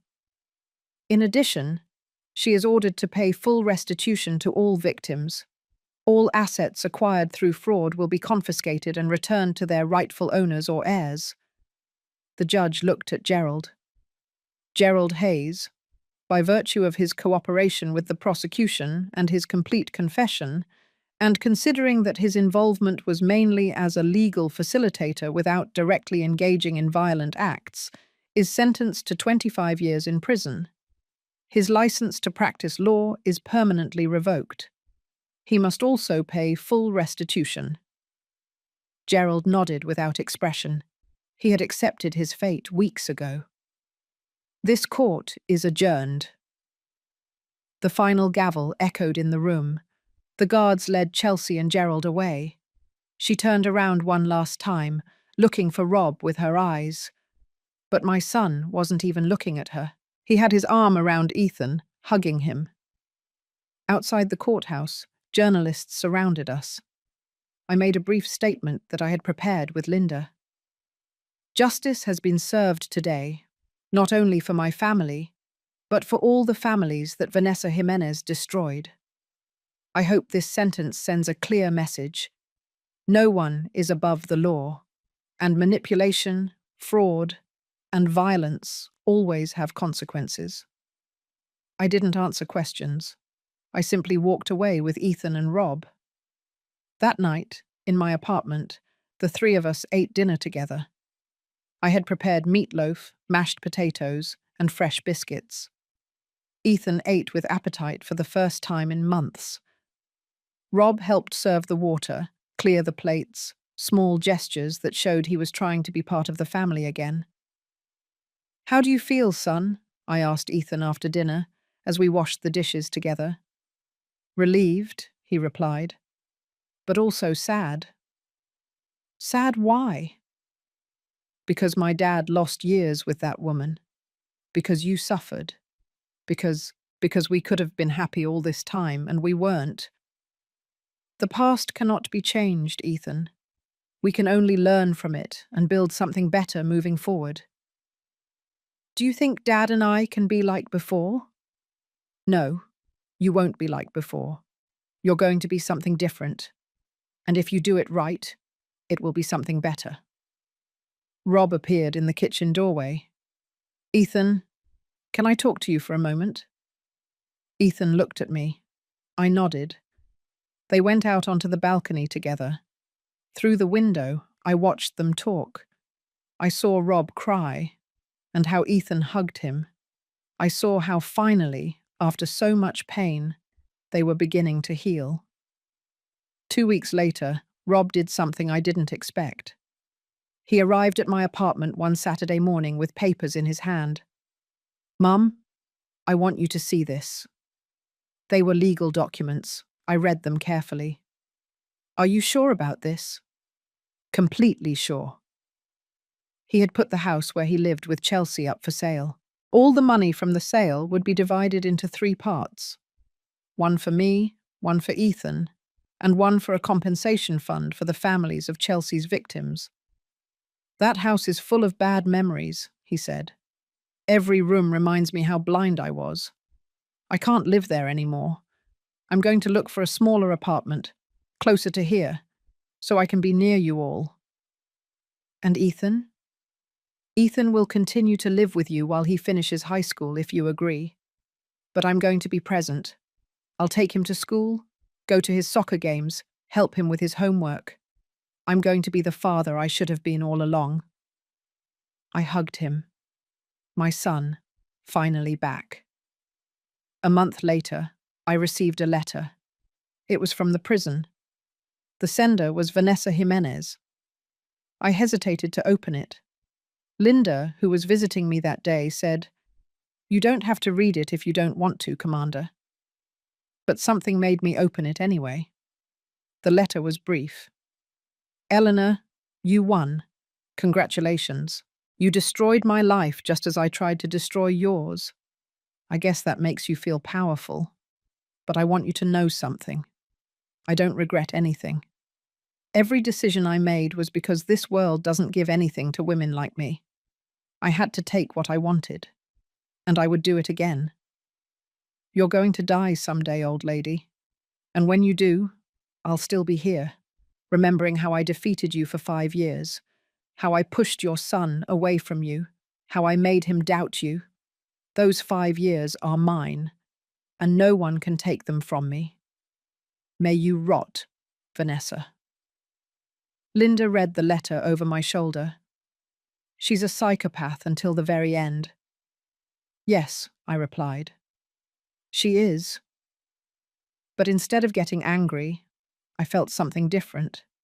Pity. Pity for a woman so broken inside that she never knew real love, who only understood the world in terms of winning and losing, taking and destroying. I tore the letter into pieces and threw it in the trash. "She can keep those 5 years," I told Linda, "because I have the rest of my life with my family, and that's something all her hatred can never touch." That night, Rob, Ethan, and I ate dinner together again. This time, Ethan brought his guitar and played songs he had learned at school. Rob and I sang off-key, laughing at ourselves. At one point, while Ethan played a song his mother had taught him, I looked around my small living room. The old furniture, the photos on the walls, the smell of coffee and cinnamon. And I realized something. Chelsea never had real power over me.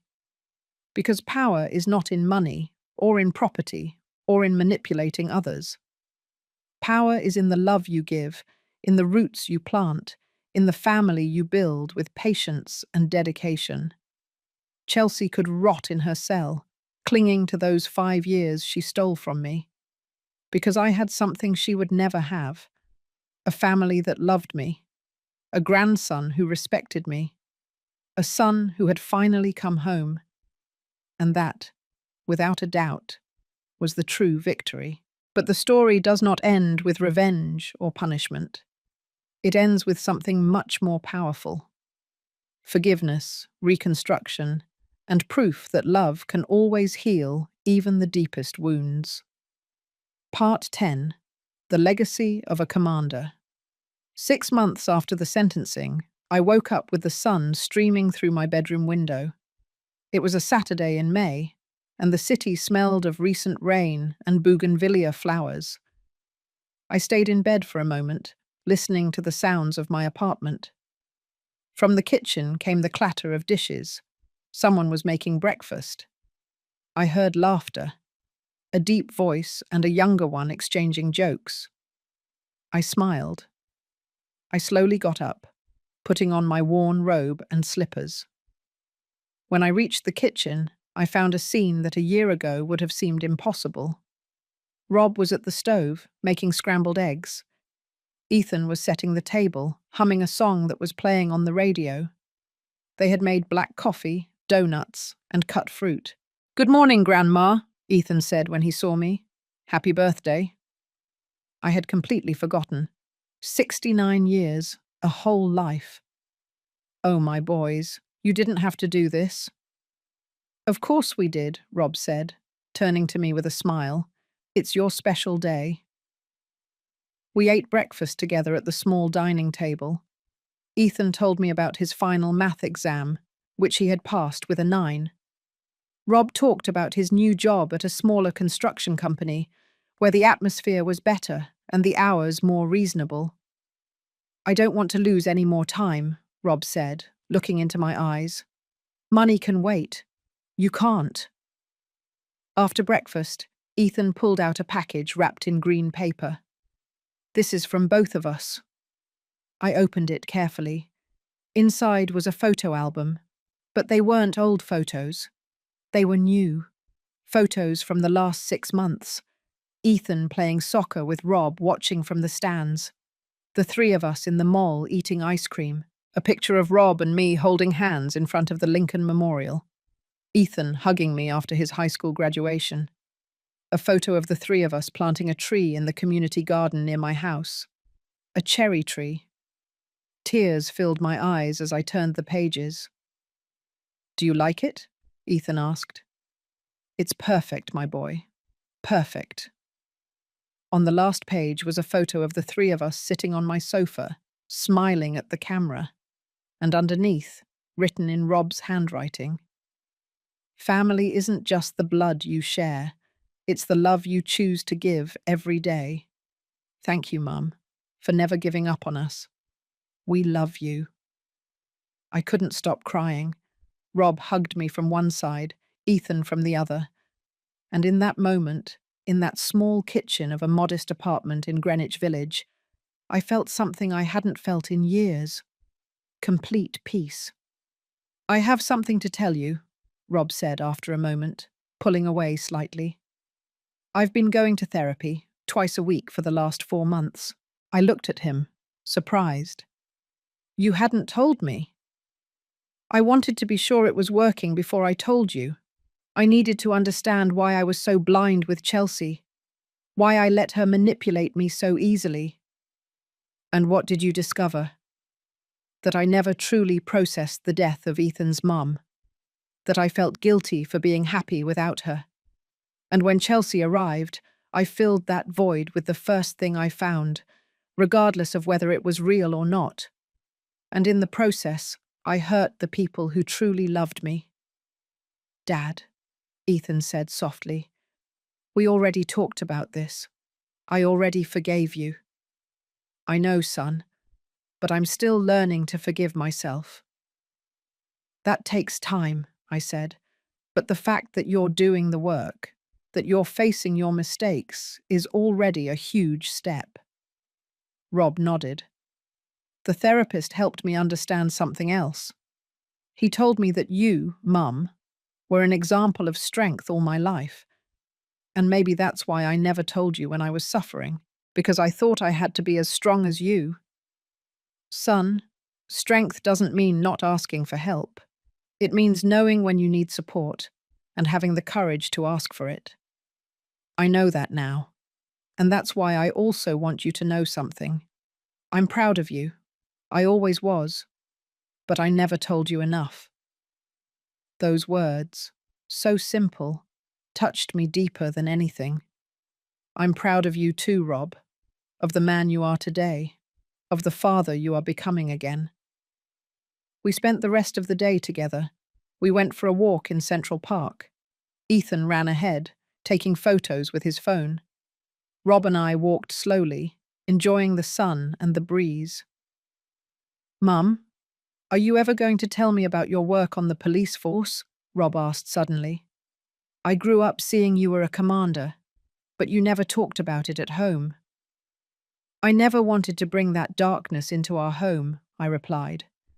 I saw very difficult things, very bad people, and when I came home, I just wanted to be your mum, not Commander Stone. But that part of you is important too. It's also part of what makes you, you. We sat on a bench under a centenary oak tree. What do you want to know? What was the hardest case you solved? I thought for a moment. There was one. An 8-year-old girl disappeared from her school.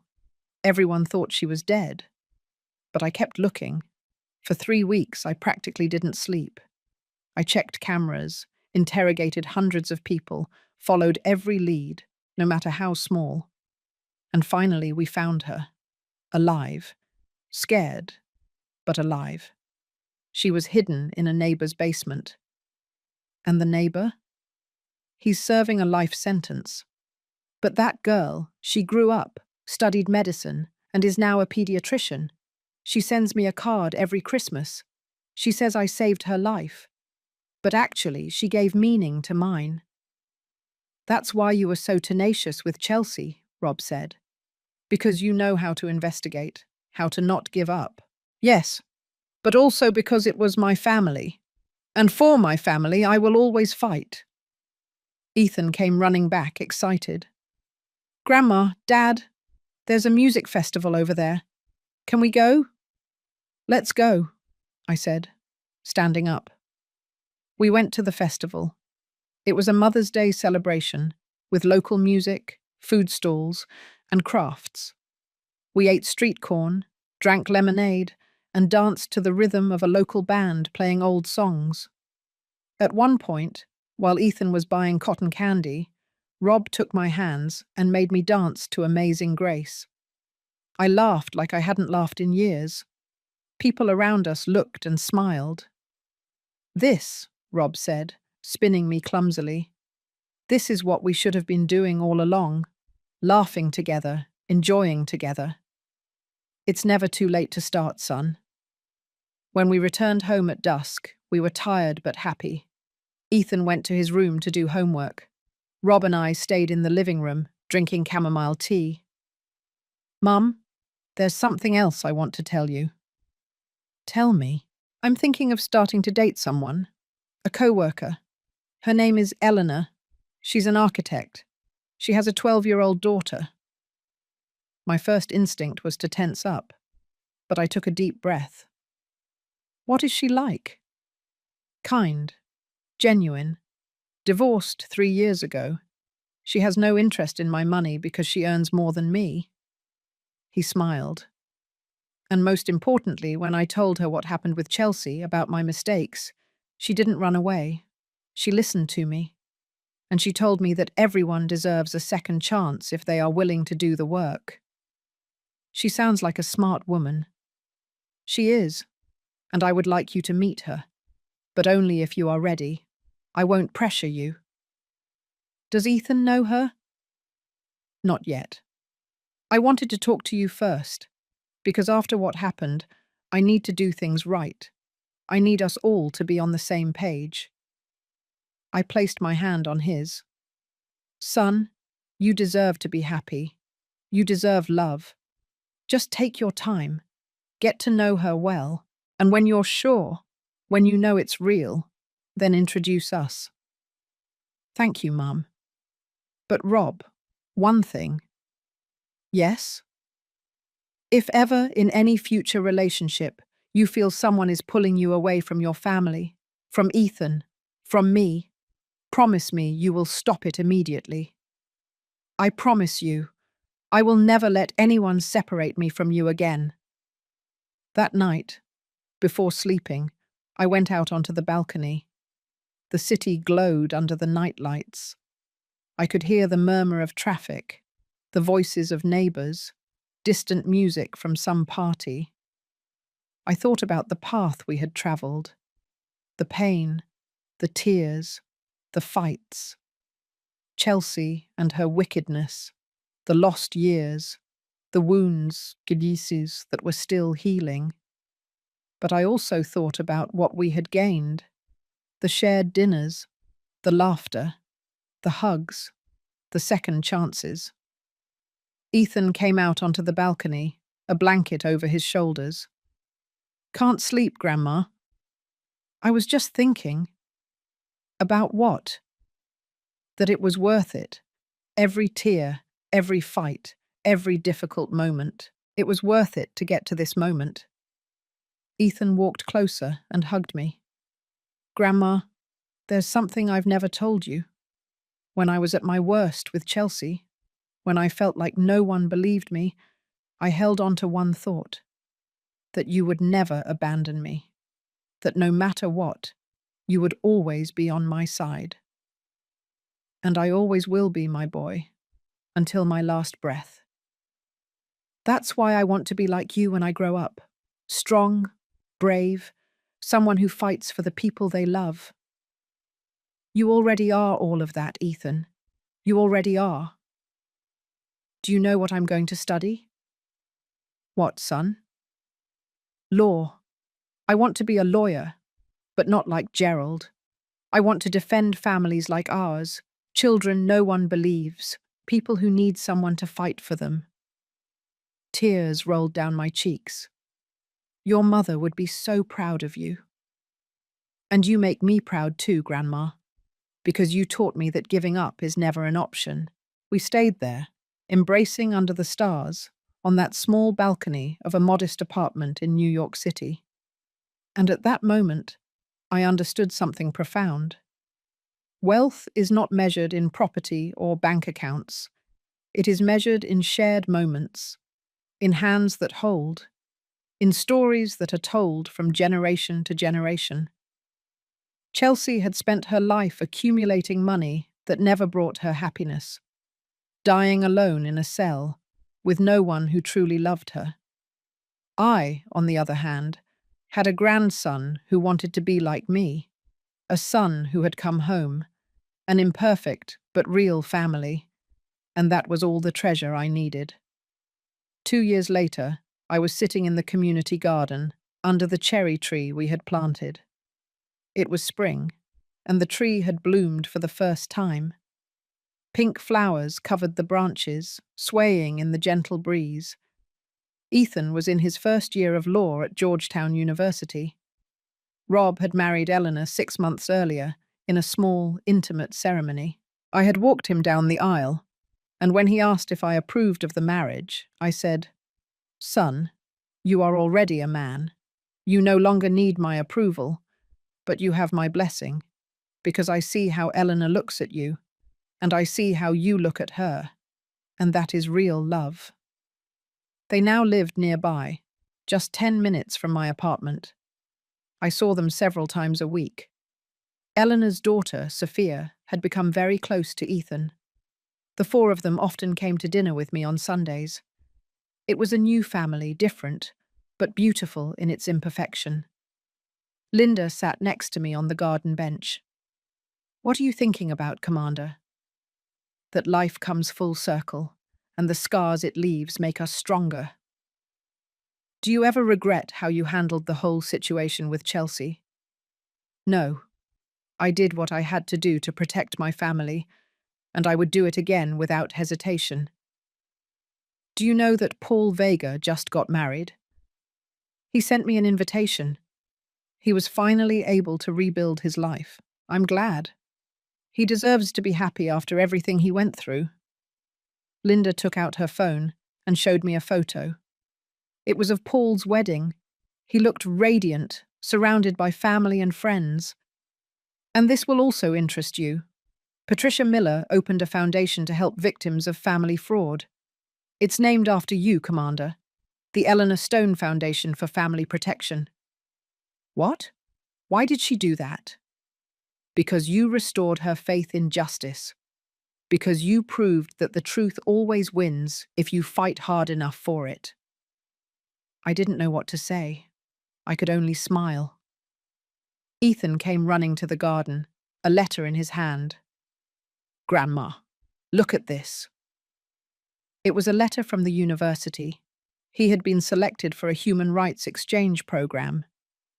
"I'm so proud of you, my son. None of this would have been possible without you. You taught me that justice is worth fighting for." Rob and Eleanor arrived shortly after with a picnic basket. We had a picnic under the cherry tree. We laughed, ate, and told stories. At one point, while everyone was talking animatedly, I looked around. At my family. At the people I had fought so hard to protect and bring together. And I thought about Chelsea, serving her 58-year sentence in a cold cell. Alone. Bitter. With no one to visit her. I felt no joy in her suffering. I only felt pity, because she never understood something fundamental. The true power is not in how much you can take from others. It is in how much you are willing to give for love. And I had given everything. My time, my energy, my tears, my heart. But in return, I had received something that no money can buy. A family that loved me. A legacy of justice. And the certainty that when my last day came, I would not die alone or forgotten.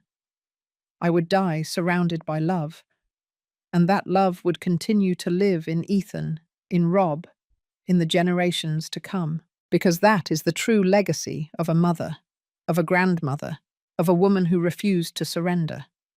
Not the properties she leaves behind, but the love she sowed, and that love, planted with patience and watered with tears, had finally bloomed, like the cherry tree under which we now rested.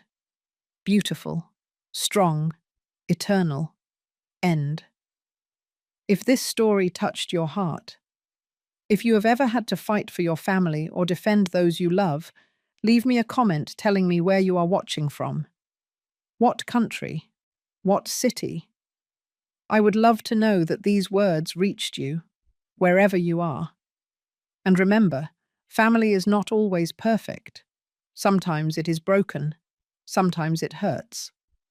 But if there is true love, there is always hope of healing. Like this video if you believe in second chances. Subscribe for more stories that will make you feel, think, and believe in justice. Because true wealth is not in what you possess, but in what you refuse to lose.